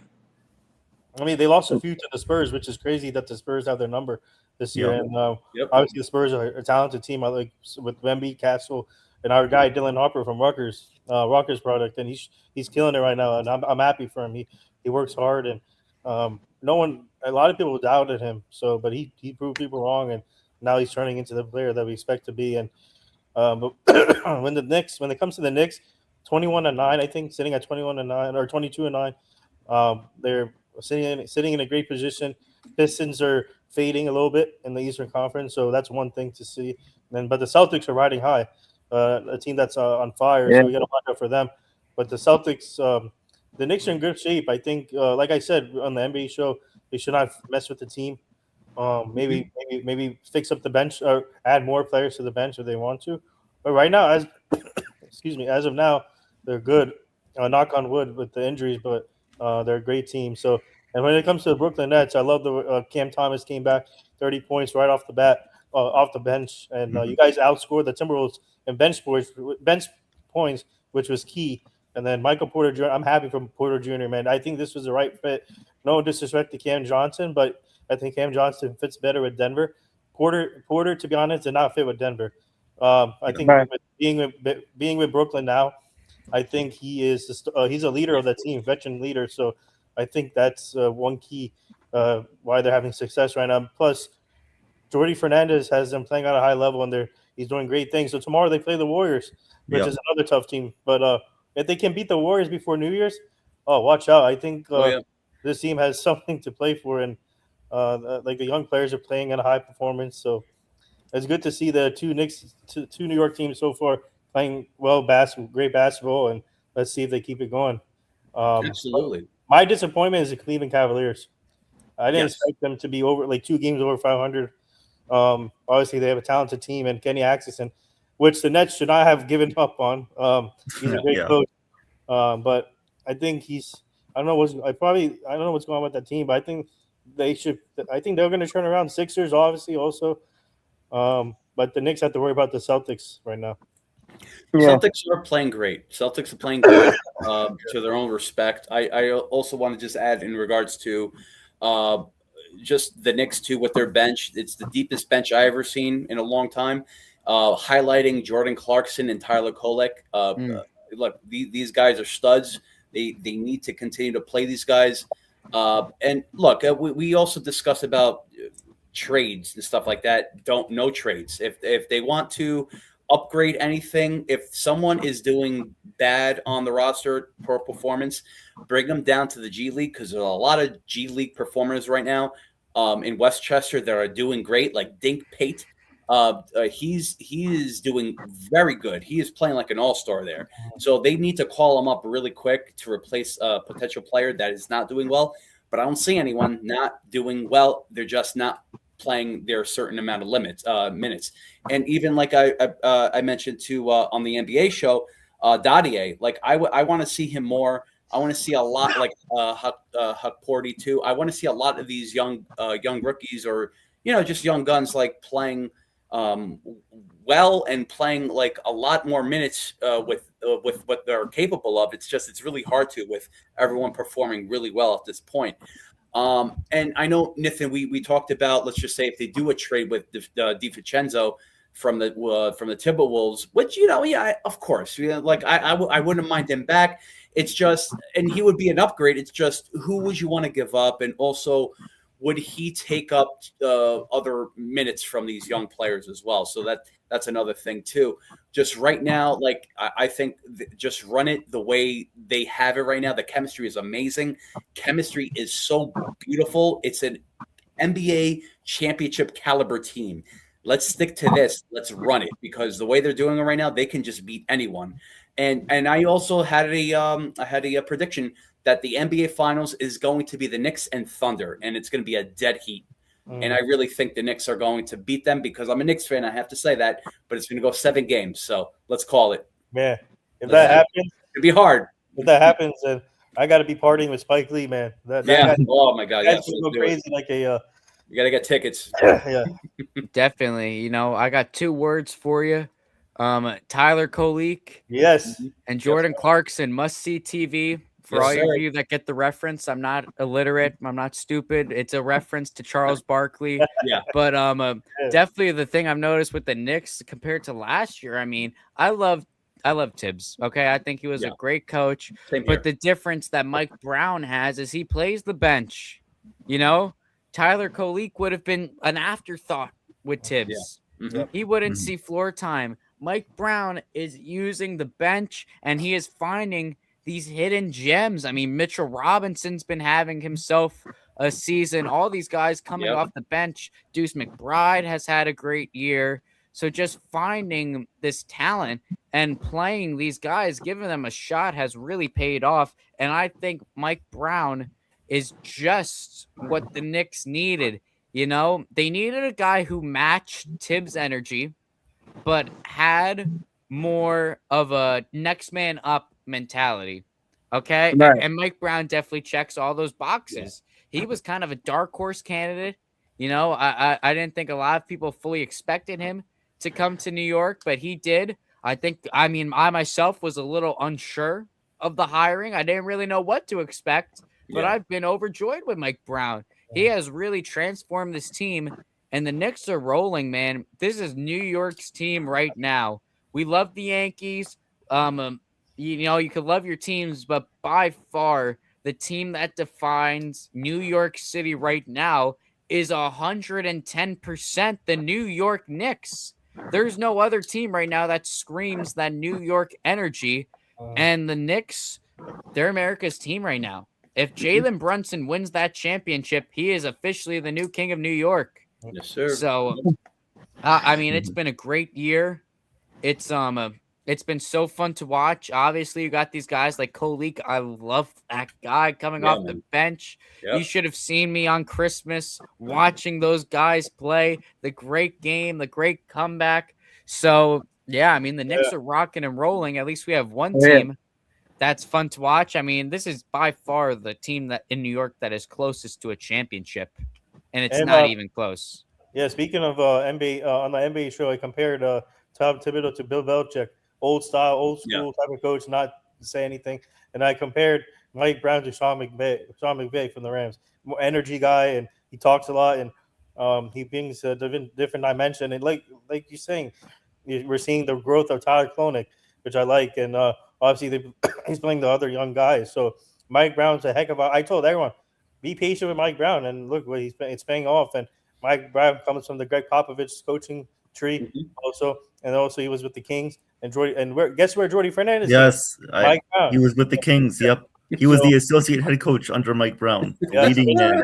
Evan gets excited. Yeah, baby. 2019, here we come. Eastern Conference Finals. That's first Knicks. Let's go. Imagine that Eastern Conference. Oh my god.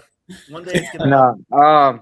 But no, I will say this though. I was watching them play. I was watching other teams play recently.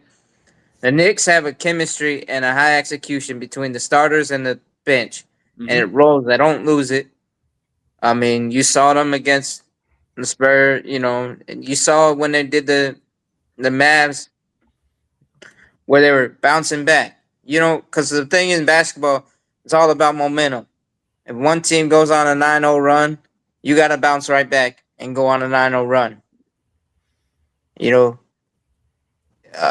Otherwise, you're just going to get routed. They came back from multiple deficits. Right. And then, and then I've seen it with the Heat and the 76ers. I mean, the Sixers jumped out to a 13-2 to start the game, but then they give it right up. And then, and then they battle back and forth. So, but yeah, that's why it's going to be interesting. But I think the Knicks have to go all out, and they better not mess during the trade deadline. Yeah. Don't mess with the team chemistry. Nothing. Just even what it is. And Mike Brown, he knows how to play his guys. They just got to keep executing at high levels. And they should be fine. Michael brought a good point up here. I wonder what Sal Licata would say about the Knicks, about Mike Brown. Now, he was so negative about Mike Brown and Sal Licata, and this guy, I can't take Sal Licata. He's crazy, man. His takes are like. I like Sal Licata. You know what you do? BT and Sal, I like that was one of my favorite shows. I don't mind BT, but Sal sometimes his takes are like crazy.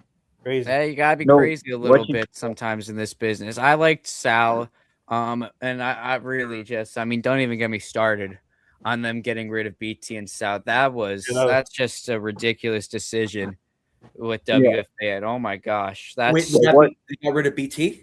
BT and Sal. Yeah, they got rid of both. Both of them. Done. Unfortunately. But BT I gotta check that out. Wow. BT's. I think BT is with. He's doing his own thing. Yeah. That's crazy. Oh my god. I'm going to be watching a lot of YouTube now that BT's on there. I mean, that was one of the best. That might have been, besides really Evan and Tiki. I mean, my favorite show was Keith. Yeah, and Keith, a very good friend of mine, Keith McPherson, done a few shows with him. He had to leave for family reasons. He's got a young son. He's doing YouTube too. Definitely check that out. But I feel like once Keith left WFAN, and I mean, this was kind of just a snowball effect. Keith left on his own terms, but once they lost him, I feel like they didn't know what to do. They got rid of BT and Sal for some reason, which was ridiculous. And it just kind of snowballed out of control a little bit with WFAN. Keith is one of the best in the business, and he does a lot of great stuff. And like George said, he has his own YouTube channel, like what BT has, and go check it out. And Keith is a much respected man. And Keith was my 100th follower on Instagram. Wow. Was the first person to ever say yes to doing a show with me, the first person to ever say yes to me to doing an interview. So Keith is I'm very big on Keith for what he's done for me and everything, all the opportunities he's given me. So Keith, by far, one of my favorites, not even close. He's a Yankee fan too, so he's a very big Yankee fan. So he's just the guy. If you ever see him in public, as a fan, he'll give you hours talking to you. He doesn't shy away from the fans at events, at Yankee games. If you run into him, he's always there. He's just the best, Keith. Cannot say enough about him. And I'm happy that McCartan is still there. Daniela, she does a great job too in the WFN. Daniela McCartan, she does she was there at the Yogi Bear event. Yes. Yeah. Yeah. Luckily, got to meet her, which is But great. I don't know who has the worst take, Sal Licata or Craig Carton. Oh my God, Greg That's Garn is who they back. replaced him with. Well, Oh, he's back. Yeah, Greg Garn is back. He's back. Wow. Yep. Yeah, but I mean, he has terrible takes. Yeah, after all that, He has horrible takes. He loves talking over people. He's he's just a lot. And then he goes on about, the conspiracy with the refs and the NFL. And he still does that. I think that he still does a betting show. I think every Sunday morning to help out people who's been through the same situation as he does. I think he still does that show. I believe on the WFN. Yeah, something like that. But yeah, I don't see that lasting long with him. I honestly think he's just gonna find a new job somewhere else, and he's gonna be just like last time. Yeah. Well, that breakfast ball he had on Fox Sports, that didn't last long. Oh, that was FS1. with Greg Jennings, right? Or something? No, that was with No, that was with Dan, whatever his name is, the guy that competed with the know-it-all Dan that competed with Nick Wright on. Oh yes, Dan Jenkins or something like that. And then it was also with the other guy that used to play with the Broncos. Yes, the big dude. Boomer? I know you're talking about Boomer Esiason. Boomer Esiason. I like him. He was good. Oh yeah, Boomer. Yeah, Boomer was the Bengals he played Bengals on, quarterback, not the Broncos. No, this guy was another. Shannon Sharp. You're talking about? No, he's a Shannon white Sharp. guy. No, he lost a few opportunities. Yes, right. Shannon Sharp did lose a lot of opportunities. But he does a show with Ocho Cinco, Nightcap. Yeah, him and Ocho. Oh, that show's awesome. Yeah. Also, who's the Broncos player? I forgot the name. I forget the name, but he's a big white guy. Like short black hair. Doesn't narrow it down. Well, I think he played back in the 80s and early 90s. Is Ed McCraffrey? I can't remember either. But but he was on FS1. Remember when they had that breakfast ball? Yeah. Before he had to go on to the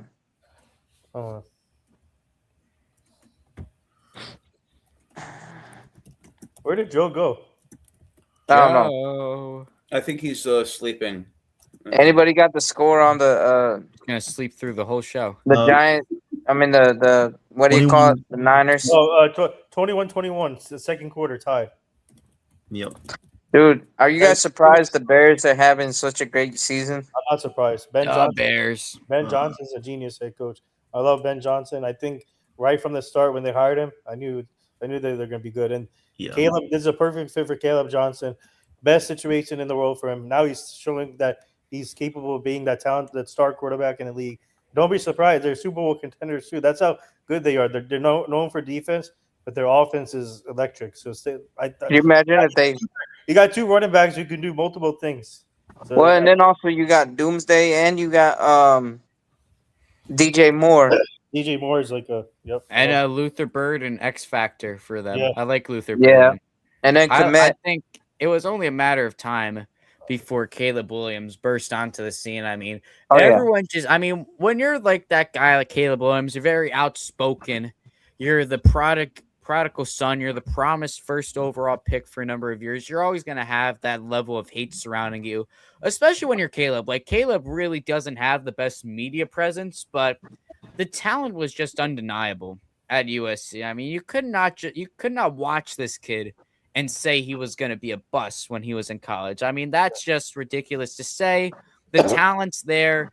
He needed a coach. He didn't need a coach to like call plays for him in that sense. Like he didn't need someone to help him on the field. He needed someone to help him off the field and keep him grounded and keep him from being an idiot with social media and everything off the field. And that's what Ben Johnson really did for Caleb. You know, because once Caleb gets all the distractions out of his head, he is a damn good quarterback. Oh yeah. He is really, really good. And that's just a fantastic division. You know, you got Caleb, you got Jared Goff, you got Jordan Love, you got JJ McCarthy, who's just kind of there for fun. I mean, oh, where do I even get And started on then JJ don't forget McCarthy? Malik Willis. Yeah, I Malik want the Willis. Jets to get him. Well, Malik Willis. He's a free agent after this year. Yeah. Jets aren't going Yeah, to get Mendoza because, I mean, it's obvious Mendoza's going to be the first-round pick. I'll probably end up with the Raiders. He'll probably be number 1 to the Raiders. Yes. Yeah, I can't believe the Giants won that game. I was surprised. Oh, I knew they would. I They mean, always I win at think this the Raiders purposely lost They always that. do. I mean, yeah, Oh, yeah. the injuries. no Max Crosby, no Brock Bowers. Come Yeah, on. they were tanking. And then Gino They gets hurt. Well, I he's can see sucks them. I anyway. can see Max Crosby requesting a trade this all season. He's upset. He Well, I was playing think so, basketball. He You was see playing that? that? basketball. You saw that video? He was playing basketball. Carter. Yeah. This is the best. This is the best we've seen the Giants play all year. So there's that. The only problem is they lost the first overall pick because of that. Well, Dante Well- Moore would be perfect fit for the Giants. Dante. Well, not the Giants. They have Dart. I mean, no.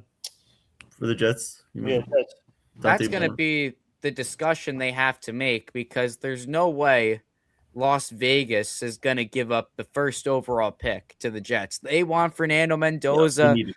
That's, I mean, first So of all, that's what they needed. They need a go quarterback. losers. We haven't mentioned yet on the show all year the fantastic year that Indiana has had in college football, coming out of nowhere, Yeah. a Cinderella story. It's the #1 team in the nation. First of all, we just got to give our respect to the Hoosiers and Fernando Mendoza, a fantastic season. He's a lock to go first overall. The Raiders aren't trading back. So in terms of the Jets, as a Jet fan myself, I wanted the Giants to lose very badly because the Giants have a quarterback. The Giants, I feel like, would be okay with trading back with the Jets because the Giants don't need Mendoza. They trade back. They're going to take Carnell Tate or something like that. They're getting an edge rusher or something. They're fine with the 3rd overall pick. They're probably really happy with that. But the Raiders get the 1st overall pick. They're not moving. Why would they trade back? They need Mendoza as much as the Jets do. So the thing with the Jets, and it's looking like the Jets will go 3rd, even though this is subject to change. The top 3 picks, the Raiders, the Giants, the Jets will have to decide, do you take Dante Moore from Oregon or do you look elsewhere at possibly a Malik Willis? And I think that's by far the best non-rookie QB option for the Jets. This dude is a baller. So could he be the guy? I mean, Dante Moore looks really good too for Oregon. I think he's going to be a stud. Yep. That's the thing for the Jets. I'm hoping they don't screw it up. Really hoping. Well, Or you can sign Malik Willis, get him, and then you can draft a QB, No, and then you I set think if they're going to get Malik Willis, I think you get a guy like Carnell Tate, like what George said. I think Carnell Tate is a great young player too, and he's a stud. So. I think he'll be a Giant. So if the Giants either pick at 2 or 3, I think the Giants. We need defense though. We need a linebacker, a guy like Marvell Reese. I like Reese. Yeah, he's gonna be a stud. His name is Mark Sherrill, I think. Mark Schlereth. The one you were talking about before from Fox. Oh yeah. Sean, you the phone. The one Sean was talking, not a line, What was his name again? Mark Schlereth. Okay, yeah. I just remember they kept saying Mark, but I just couldn't remember his name for whatever reason. It's fun. But yeah. Well, the Giants right now have the number 2 pick. So if the Giants win next week and the Jets lose, I think the Jets will get that number 2 pick. I think they could trade. I think the Giants would be willing to trade from 2 to 3. I think they'd be willing to trade back because the bottom line is they have a quarterback. They don't need Mendoza. They don't need Dante Moore. They have Dart. The thing that sucks though as a Jet fan is it's just that Mendoza is the best QB available, but you're obviously not going to get him because the Raiders, rightfully so, they're not trading, and I think they've made that very clear. They're going to get Mendoza. The fact that they didn't play Max Crosby, that Brock Bowers out for the season because he's hurt. Yep. I think that's making it very clear that they want that first overall pick, and no one else is touching it. Rightfully so, too. They really need a QB. And get for crying out loud, get Ashton Genty an O-line. Please, I feel so bad for this guy who's getting mauled behind the line of scrimmage every play. Please get Ashton Genty an O-line, Las Vegas. He's good. He's really good. So good. Yeah, Genty is really good. And Chris says, if no quarterback available at 3, trade the picks. Trade back and get more picks. Yeah. Mhm. He's making it clear, though, no Ty Simpson. I'm in the same boat. I'm not a fan of Ty And Simpson. then there was this Jeremiah Love that's getting a lot of. Oh, he's a talented. Is he the running back? Yeah. Yes. I'd say he's the most talented player in the draft. We already went through drafting a running back 2 overall. I don't want to do that again. You have running backs too. The Giants. I think Love will go where Genty goes.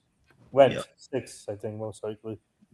Well, he could. Or I know some people in Chiefs Kingdom want an explosive running back, and they're picking like 9th, according to the Pacheco projected.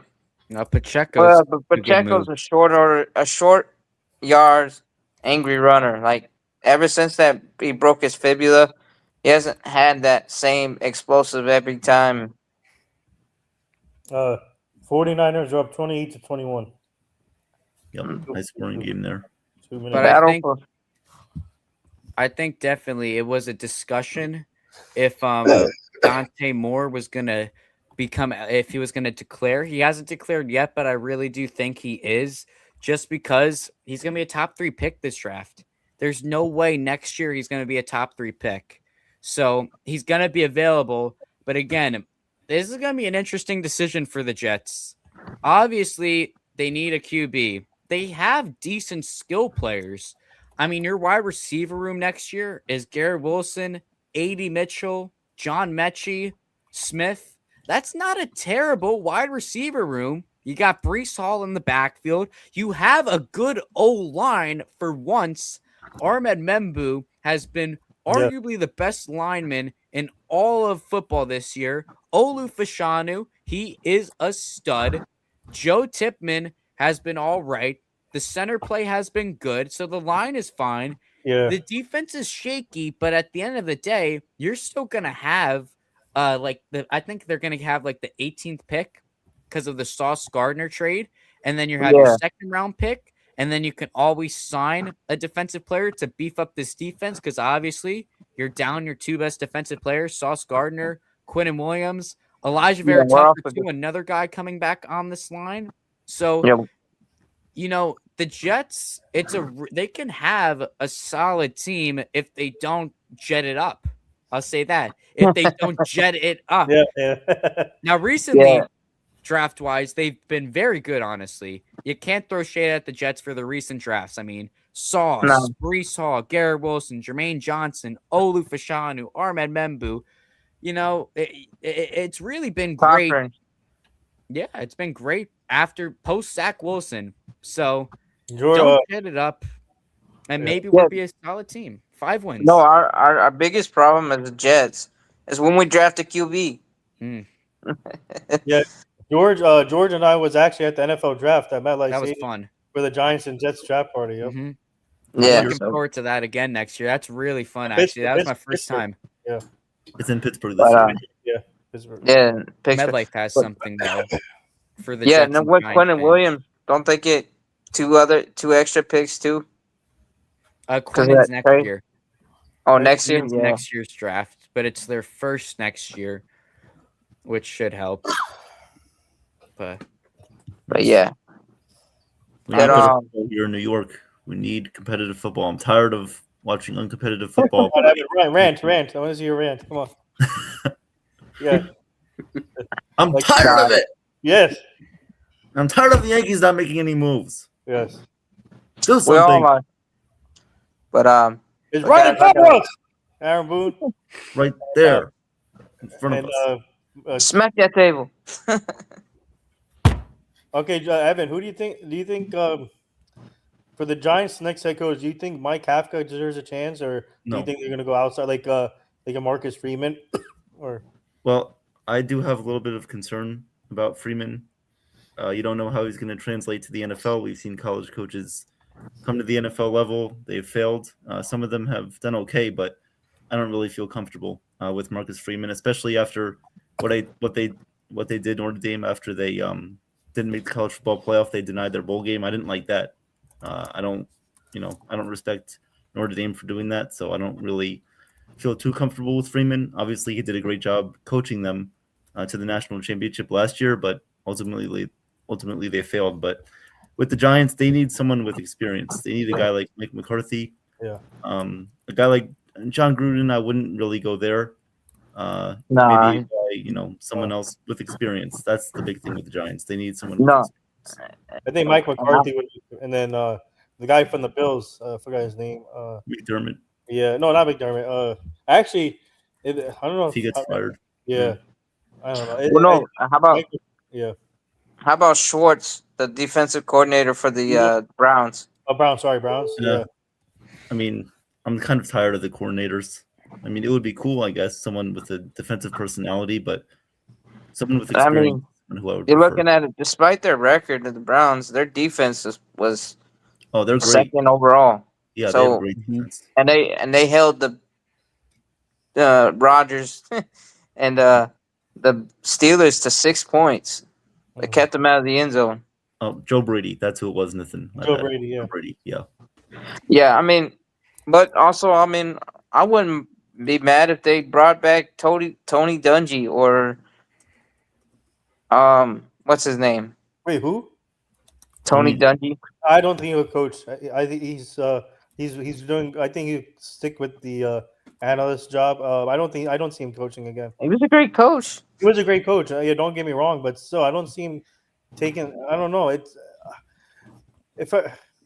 like remember when Dusty Baker took the Astros job? Yeah. Or at least like 2-3 years, and they won the World Series. I think for Tony Dungy, I think it has to be a team where it's ready to win. Yeah, I guess I could see it like that. Yeah. But I wouldn't mind. Also, I wouldn't mind if they if Eric Bieniemy, but I don't know. He's got so many opportunities with interviews. I'm surprised no one hired him. He's a good No, coach. I think they're all worried about his intensity. Because he brings a lot of intenseness.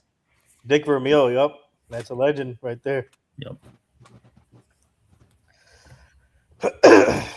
Because I think that's the only thing on Eric Bieniemy is that he's always been a high intense guy, high energy, but he's very intense with players.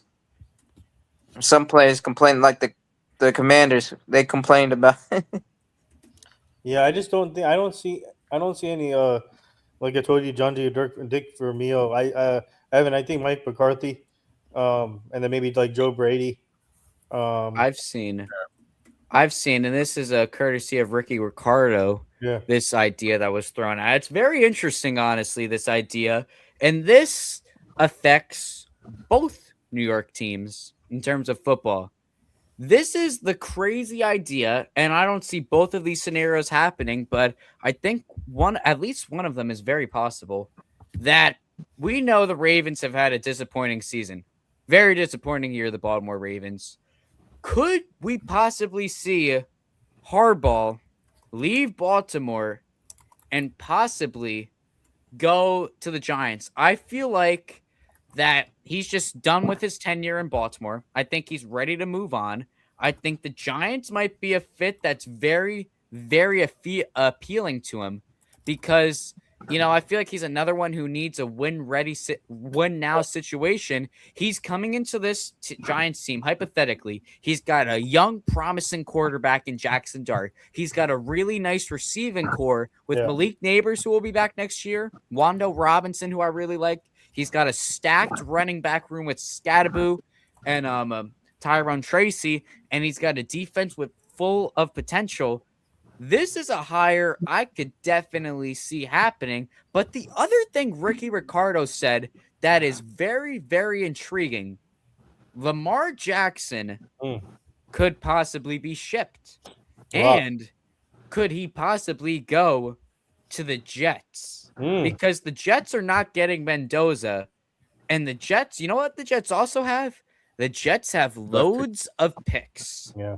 If the Ammunition. Ravens want to find new talent, if they want to change this regime, which I think a change is needed for Baltimore, the move I think that's likely is Harbaugh. I think Harbaugh is a lot more likely than Jackson getting moved, and I think the Giants make a lot of sense for Harbaugh. Yeah. But could we possibly see? I mean, it's just an idea throwing it out there because the Jets are not going to get Mendoza. That's a Raider lock. If they don't want to take the risk on Dante Moore, if Malik Willis goes elsewhere, they don't want to take the flyer on him. They definitely have the draft capital to trade for Lamar Jackson.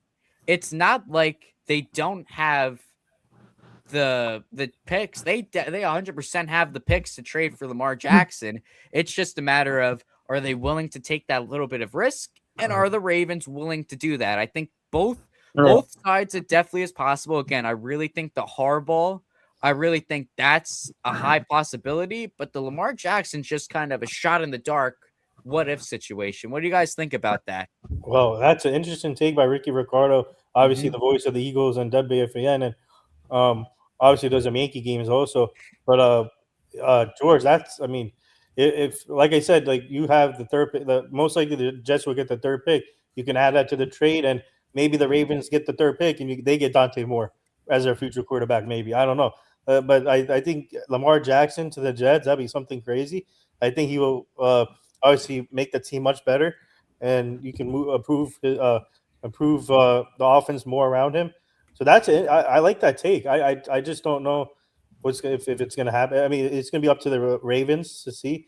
But that's an interesting idea. I like that idea. I think if the Ravens want to move on from him and get another future quarterback, maybe like Dante Moore, who has the same similar style as Lamar Jackson. So I think that's a good option right there. And I can definitely see John Harbaugh going to the Giants. So. Yeah. I mean, Harbaugh is a culture guy. He can turn around the culture in the clubhouse, and I mean, the pedigree's there. He can turn you into a win now. But yeah, and you got pieces there at the Giants. But with the Lamar Jackson, that's really interesting, and that's kind of a wild take if the Jets end up trading for Lamar Jackson. Because the problem with Lamar Jackson has been his injuries. Yes. I mean, I think that would be a great fit for the Jets. If Woody Johnson wants to raise ticket prices, now you can do it. If you get Lamar Jackson, now you can. They did the same with Rodgers. Yeah, they did the same with Rodgers, and they did the same with Brett Favre. Jackson's more exciting, though. Jackson, you know what you're getting with Jackson. He's electrifying. Obviously, he's had problems in the playoffs, but the Jets need to just make the playoffs first. Can they just have a good regular season? Then I'd buy the jersey for Lamar Jackson. Yeah, but I mean, and a guy that can stay healthy. And by the way, his agent is his mother. The mother is Jackson's agent. Yeah, he doesn't have a typical agent. Right, he doesn't have. Right. Yeah, his mother is like his main agent for him. He needs he needs an agent though. You know what? I mean kudos, man. His mom's. No wonder she's been ripping into him. You know what I was thinking about the Jets? If you told me a few years ago, when I was watching Monday Night Football and I was watching Aaron Rodgers run out onto the field for the first time with the American flag on 9/11, if you had told me that 3 years later, whatever it is, I would be wanting Phillip Rivers on the Colts to lose so the Sauce Gardner draft pick would be higher, I might have had a stroke. That just shows you how crazy the Jets last couple years have been. Yeah. I mean, that's just in hindsight, that's just crazy to think about. George, you know what? I remember when Chad Pennington took over for Vinny Testaverde. Yeah. After 2-5 start, and then he took him on that incredible run, and then the next preseason, Tears his rotator cuff. Yeah, before we go any further, we got some breaking news here. Ooh. Oh, Chris dear. Jericho going back to WWE. AEW contract ends December 31st midnight. WWE bound by January 10th. Wow. Cool. Cool. Chris Jericho. Okay. Chris Jericho. Who? He's a WWE. He used to No, I actually don't. he started his career in WWE and he went to AEW, but now he's apparently going back to. I remember when he first appeared with WWF. I don't really watch wrestling, but that. Well, first he was in ECW, then Yeah. he went to WCW, and then WCW. yeah, he was. Just like you mentioned, I think the transition obviously between the different wrestling times, ECW, WCW. Yeah. You mentioned something about that. Hey Joe, this is some big breaking news right here. Yes, I just got it from a really reliable source, and it's he could be on Monday Night Raw. Wow, the first Monday Night Raw on in January. If not, it could be SmackDown. Okay, He's coming back for one. He's coming back for one last hurrah, and he'll. I'm sure he's going to have matches with Drew McIntyre, and he's going to go probably for the title with Cody Rhodes. So that's going to be a lot of fun. It'll be nice to see if he's going to come in as a villain or if he's going to come in as a good guy. I would say probably a villain because that's what he's been for the last 3 years. But you could see the white writing on the wall because they were giving him some really stupid plots in AEW. When they've had it with you, they had such stupid thing, the learning tree, that made no sense. His talent is too valuable. And by the way, I don't know if anybody knows it, but his dad was a big Ranger player back in the day, a long time ago. New York Rangers? Yeah. Wow. Yep. And so he has big Ranger roots. And, this might be a great guy back in the WWE, Nithin, for you and your team to possibly reach out to Ranger people. Yeah, we'll definitely get him on the show. We're working on John Cena potentially for you guys to stay tuned. That would be amazing. That'd be awesome. Yeah. Oh, you going? I got to go. See you, Sean. Good night at work. Thank you so much for your good work, and we'll see you during the week. All right. See you guys. See you at 4 p.m. tomorrow. I'll be there 4 p.m. Have a great night at work, Sean. Thank you. All right. Thank you, Sean. All right. Yeah, so that is some pretty heavy news. That's a big score for WWE.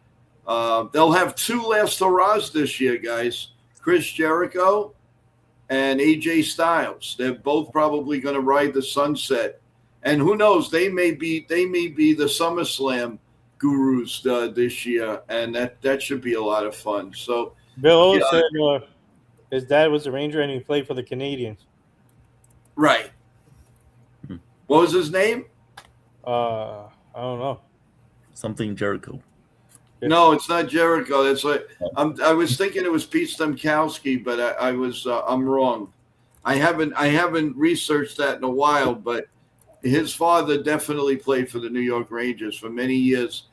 And the gag line, he was in 1971, 72, 73. And unfortunately, the name escapes me right now, which I'm embarrassed about, but it did. Chris Jericho. Joe, Ted Irvine. Ted Irvine. Thank you. There you go. I knew Nithin would come through. Thanks. Yes, and big Ranger fan. So just wanted to let you guys know that was breaking. There's also on X, it says something about the Yankees still, even though Jack Curry keeps saying it doesn't look anything for Imai, it's still lurking that way. It's just nobody really knows. Are the Yankees going to pull something right at the end? Before we go on, Nithin, are you okay? Are you feeling okay? Yeah, a little bit better. Yeah, it's just. Oh, okay. No, because the way you were touching your head. If you want to go, if you want to, chill out, by all means. I don't want you getting sick. I'll say. That's fine. Okay. But I a lot of news. This could be. I have a. You never know, guys. These next couple of days could be a lot of fun. Yeah. It may be good for the Yankees. It may be heartbreaking for us. I don't know. Well, I just want to make sure, NITHIN, you're not going to go into your car, right? No, I've been in the house. I've been stuck in the house. Actually, you know what? I got the chicken broth. You said so. That's the only time I was getting. Oh, wow. Luckily, the store is nearby me, so I just got the chicken broth, and then I sent the picture in the group chat. Just sell your car. Sell it right now. Why? So you stay home. Just stay home. Just stay home. You need to feel better, man. You need to feel better. You want my truck? I'll give you my truck. Okay, sure. Yeah, it's a nice truck, actually. Yeah. There's a chick I like it. bag in the truck. I was about to fall asleep in there. Yeah. And, That's awesome. yeah, it's nice. Yeah, I like it. George's been in it. Evan's been in it. What have I been in? In the truck. Oh, yes. Yeah, it's nice. Yeah, it's really nice. Touched it. You touched it. I touched it. What are we talking about? Special truck. So there you go. Yeah, it was nice. Very Bill cool. said NITHIN is calling Carvana. Yeah, really. There you go. So guys, are you going to get your crystal balls ready for Wednesday? And we're going to look and we're going to see what's in that crystal ball for us, baby. Tiffany Stratton is going to be in the crystal ball. Well, Tiffany's in it for you. I know that. But for NYYANKEEMania, it's a world championship. Yeah, Can it be done? Oof. I don't know. Oh, wow. I don't know why Canada dry. Need that crystal ball to work some magic. Really. Very, very, very, very good show, guys. 2 hours long. You guys covered a lot. And tomorrow's going to be another big day. Remember, guys, programming notes. Remember, there's no morning shows until the new year, and we start next Monday at 9:30.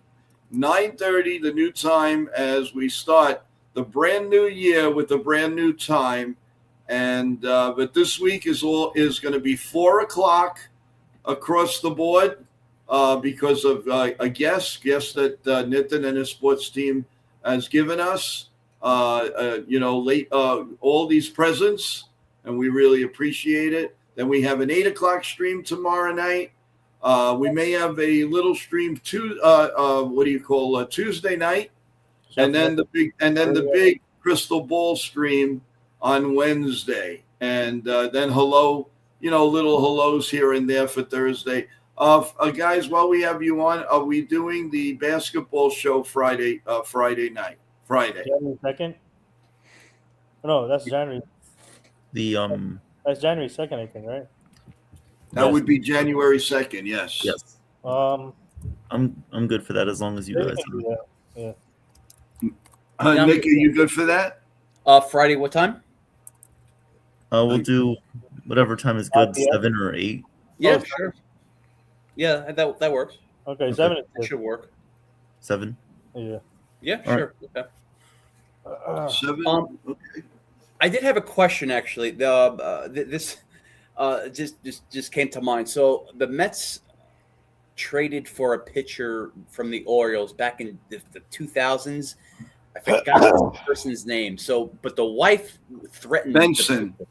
Yes, Chris Benson. There you go. Oh, I love it. What a story that was, right? Wow. She threatened if he didn't do good, she would sleep with all the players on the Mets. Really? Anna Benson. I don't know if she was a playmate. Yeah, I applied to be the bad boy. Oh, man, that was a great story. Oh, my goodness. Anna Benson. Well, to do that back in the day. Yeah, it was Chris Benson. They traded him from the Orioles, I believe. And Anna Benson, such a good-looking woman. I don't know if she was like a porn star or a playmate, whatever. But she was like, look, if he doesn't do good on the Mets, she's going to sleep with every player on the Mets. And then I think Miguel Tejada, who was on the Mets at the time, I believe, he was like so excited. It was great. It was such a great story. Oh my goodness. Yeah, there you go. Yeah, that's her. She wearing a She was crown? a I don't American even model. know. She was an American model and a former, Wow. Oh man, yeah, they were both crazy. They were nuts. They were off the rocker. Yeah, She's beautiful. She's beautiful. Let's look yeah, up. she's great. Yeah. Oh man, that just came to mind. Yeah, What she she was a look Playboy like model, today? yeah. Get a picture of today. Okay. Oh man, That was funny. 20. That was about 20 years ago. Yeah, that was. Oh man, yeah, that was great. Pence. Because I think he was a Met. I think he was a Met like 2005. It was around that time. Yeah, I remember.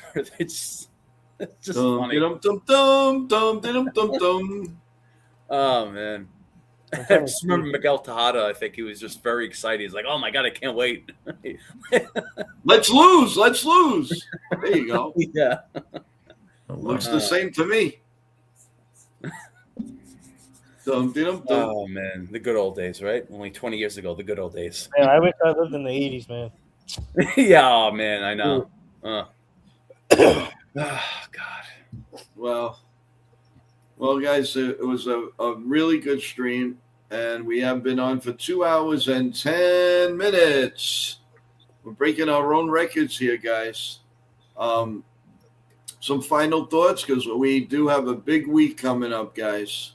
Yep. Yeah. Who wants to go first? Either or. Start us off. Go ahead.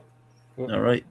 Well, appreciate everybody. Thanks for putting up with my background distractions. I know I apologize, but you got to do what you got to do. I'm happy to be on here tonight, of course, and talking about not just the Yankees, but everything pretty much that happened so far in every sport. It's always a fun show. I like that comment, Michael. I think a lot of us do. But no, it's awesome. It's great. Go Yankees. We need them to make something happen soon. Now that the New Year is right around the corner, it's time for New Year's resolutions, not only for us, but for the Yankees as well.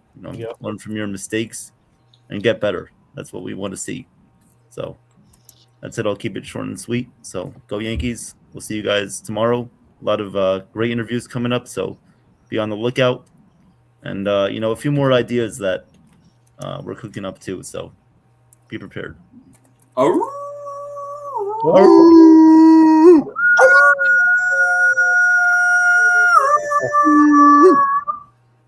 There you go.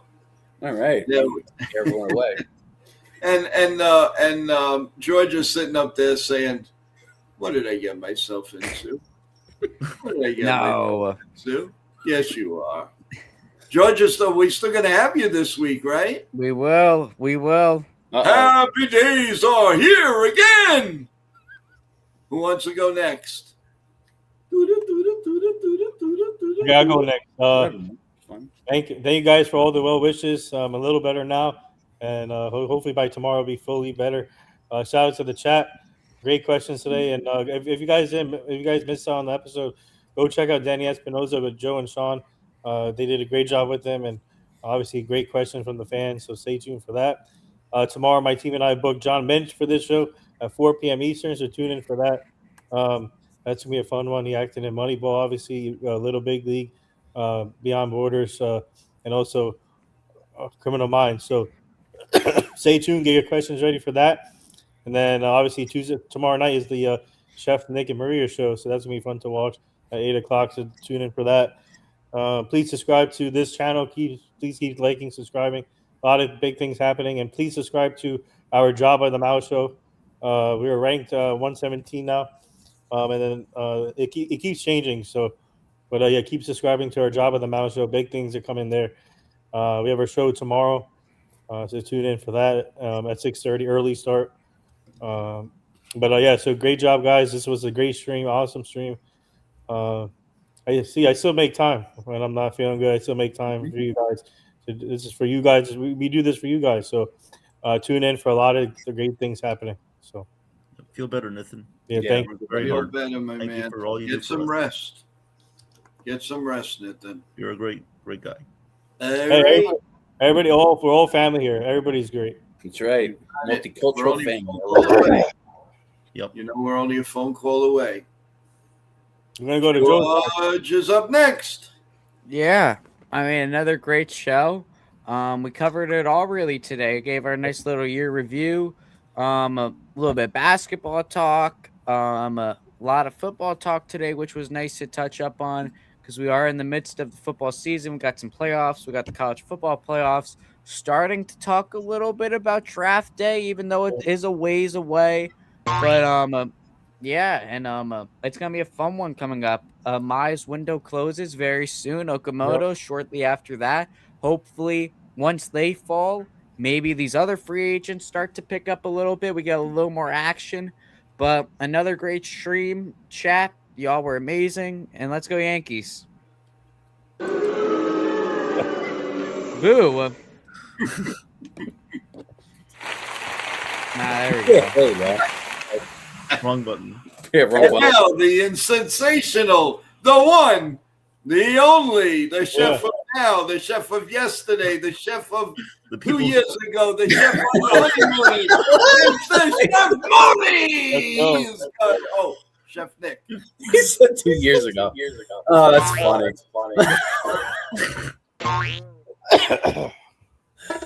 Oh man, it's great. Let's go. Yeah, you know what? I love my yogurt. I am cultured, and we are all a multicultural family. I love it. It's beautiful. Nithin, I hope you feel better, man. Thank you. Really good to see you, Evan. Good to see you, Jorge. George, good to see you, Joe. Maybe Jorge. Jorge. That's my name. That's George in Spanish. Yeah, Jorge. Yeah, Jorge. No, I know that. I ain't. What'd you ask that for? What's your Because you problem, call him man? Jorge. You call him George. Well, I call him Jorge. Is that a problem? I call him George. All right. Well, we get best of both worlds. We call him English and Spanish. That's SAP button on this channel. Well, you know I'm right. And There you by go. the way, Very sorry. everyone, Don't forget the accent. before this man goes on, check out his short that he made tonight for everyone to listen to. Chef Nick put out a actually right here on StreamYard, so you'll be able to catch it. Come to NYYANKEEMania, where our videos are, and click on it. We'll not tell you what's on it. You need to go check it out. Well, I was going to announce it. Should I announce it or no? Yeah. Send us You a like Announce to it, go ahead. announce it. Well, let's announce it. Well, everyone, look at the short that I put out, because right now on January 8th, Thursday night at 8 p.m., I am going to overtake this channel, and I'm going to have a special guest, and that special guest is right here. His name is Joe. I am going to interview Joe from point A to point Z. You know, you just ruined it. Jose, you're gonna interview Jose, you mean? I'm going to interview Jose Mignolias. Giuseppe. He just got signed by the Yankees as a first baseman. I'm going to interview Jose from the Mexican League that we just recently signed. No, His name's Nick. Yeah. His name's Nick, the guy we signed from the Mexican League. Yeah, I know. Nick, I know my name. If anyone wants to come in and listen in, well, I'm interviewing Joe. He is going to be my interviewee. I'm going to be the interviewer, and where he's going to pretty much talk about all his career from journalism, from point A to point Z. So please, let's support this channel. Let's punch this channel. We are all the savages of NYYANKEEMania. We got this, baby. Let's do this. Send us Watch the short. Send us a short. Oh, it's already on there, I think, right, Joe? Okay. Yeah. Yeah. On. Perfect. Oh, Bears just tied at 28-28. Oh, wow. I'm so excited. Yeah. Bears. I really am. That makes my night. Oh, my God. They tied the game. Duh, Bears. That's a cat. Oh, my God. But no, that's very nice of you, Chef Nick. I just hope that I don't bore anybody with my stories. That's all. Well, what do you think? I don't know. What do you think? Do you think you're going to bore anyone with these stories? I don't know. You keep saying it. What do you think, Joe? I think people will be very interested. There you go. Okay. Yeah. Intrigued. Well, thank you. Hey, So- when is that? When is that again? Thursday. January 8th, Thursday, 8 p.m. January 8th. We're going to make other promotions with that too. So Next Thursday. yeah, next Thursday. Dum-dum-dum. Awesome sauce. Anybody going to watch the Honeymooners all night long? The No. hell's the Honeymooners? Oh my God! Now I'm watch done. that, George. Uh-oh. Only the You're gonna greatest get show Joe ever angry now. on TV. The greatest show ever. Ever. Yep. Oh, it's It setting the makes bar the down. garbage of today look like garbage. We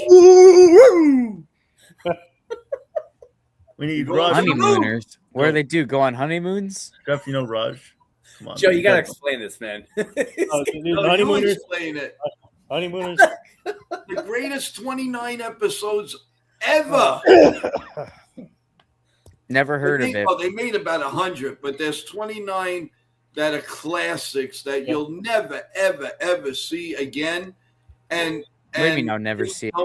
I know it. We know it word by word, but you still laugh your buns off. You can't help it but not laugh. Yeah.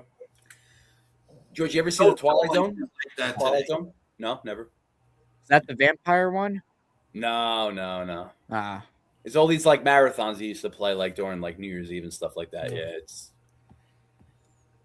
Oh boy. That is funny. I'm sorry, Nick. I did not mean to interrupt. No, that was it. No, just I'm gonna interview Joe. I'm gonna ask him all these uncomfortable questions that he never answered before. So I'm gonna put him on the spot. And look, if he cries, he gets angry, or if he craps the bed, well, that's on him. I'm still gonna answer these because everyone wants to know who he really is on NYYANKEEMania. So this is gonna happen. So be prepared, my friends. And ask all your questions that you want because I'm going to be the host of the show. I'm going to overtake this, and I may fire him if he does a bad job. So we'll see. Right, Joe? Yeah, that's Yeah, right. That's right. And also in the upcoming year, everyone, remember, we are going to have a lot more New York Yankee play-by-play games right here on NYYANKEEMania. So look for that. We're going to have co-host ex-players that are going to be coming on. We're going to have hopefully Evan doing a lot of games. Hopefully George, Chef Nick is going to give a hand, and myself and NITHIN is just going to keep feeding all of the people, and it's going to be happening. Everyone, you ask for it, you're going to get it. So I really appreciate each and every one of you. So just a little patience, everyone. 9:30 we start in the morning. Yankee games are going to be a lot more on this channel, play-by-play at least. Your pre-game shows, your post-game shows, your interviews, your surprise shows, your entertainment shows, your basketball shows, your football shows. The Super Bowl. How can I forget the Super Bowl? And with Evan calling the play-by-play, and then we're going to have an incredible halftime, which we're still planning, and it's going to be something. Taylor Swift. I'll join you guys live for the Super Bowl. So, Nice. Join us Okay. live. It will not be Taylor Swift this year, guys, so don't worry. Right, We will not Good. have Thank goodness. on the show or during the Super Bowl. So thank you. T-Road wants to know, Chef, can I ask Joe a question? Absolutely. Now or next week, whatever you want, T-Road. You can ask as many questions as you want. First, I want to give a congrats to my friend Allie. She got engaged today. She's a national anthem singer. Yeah, she sings. She's trying to sing she's singing in every ballpark. She's trying to make history. Okay. She's singing in every ballpark, and she got engaged today. So congrats, Allie. Congrats. Congratulations. Awesome. Okay. Congratulations. Welcome. Wait, what? That's What was that? For some reason, I'm very tired. Oh. So congratulations. Oh. So, thank you, everyone. So, Nick, are you done with the update, or Yes. everything's good? Okay. Yeah. All right, everyone. So we will see you tomorrow at 4 p.m. and with John Mintz and Mensch, and a big thank you to NITHIN and his team for bringing him on, and that's going to be at 4 p.m. And then we're going to have our entertainment show with Nick, and it's going to be a happening.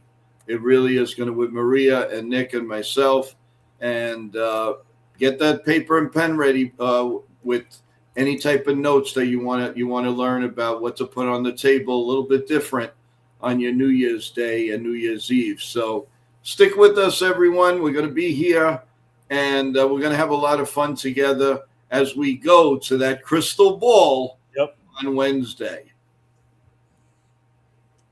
See you guys.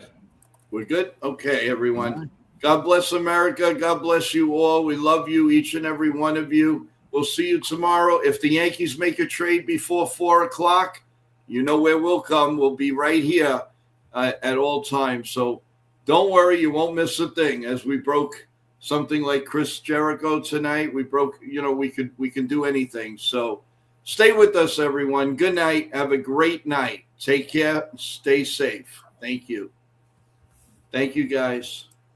Thank you.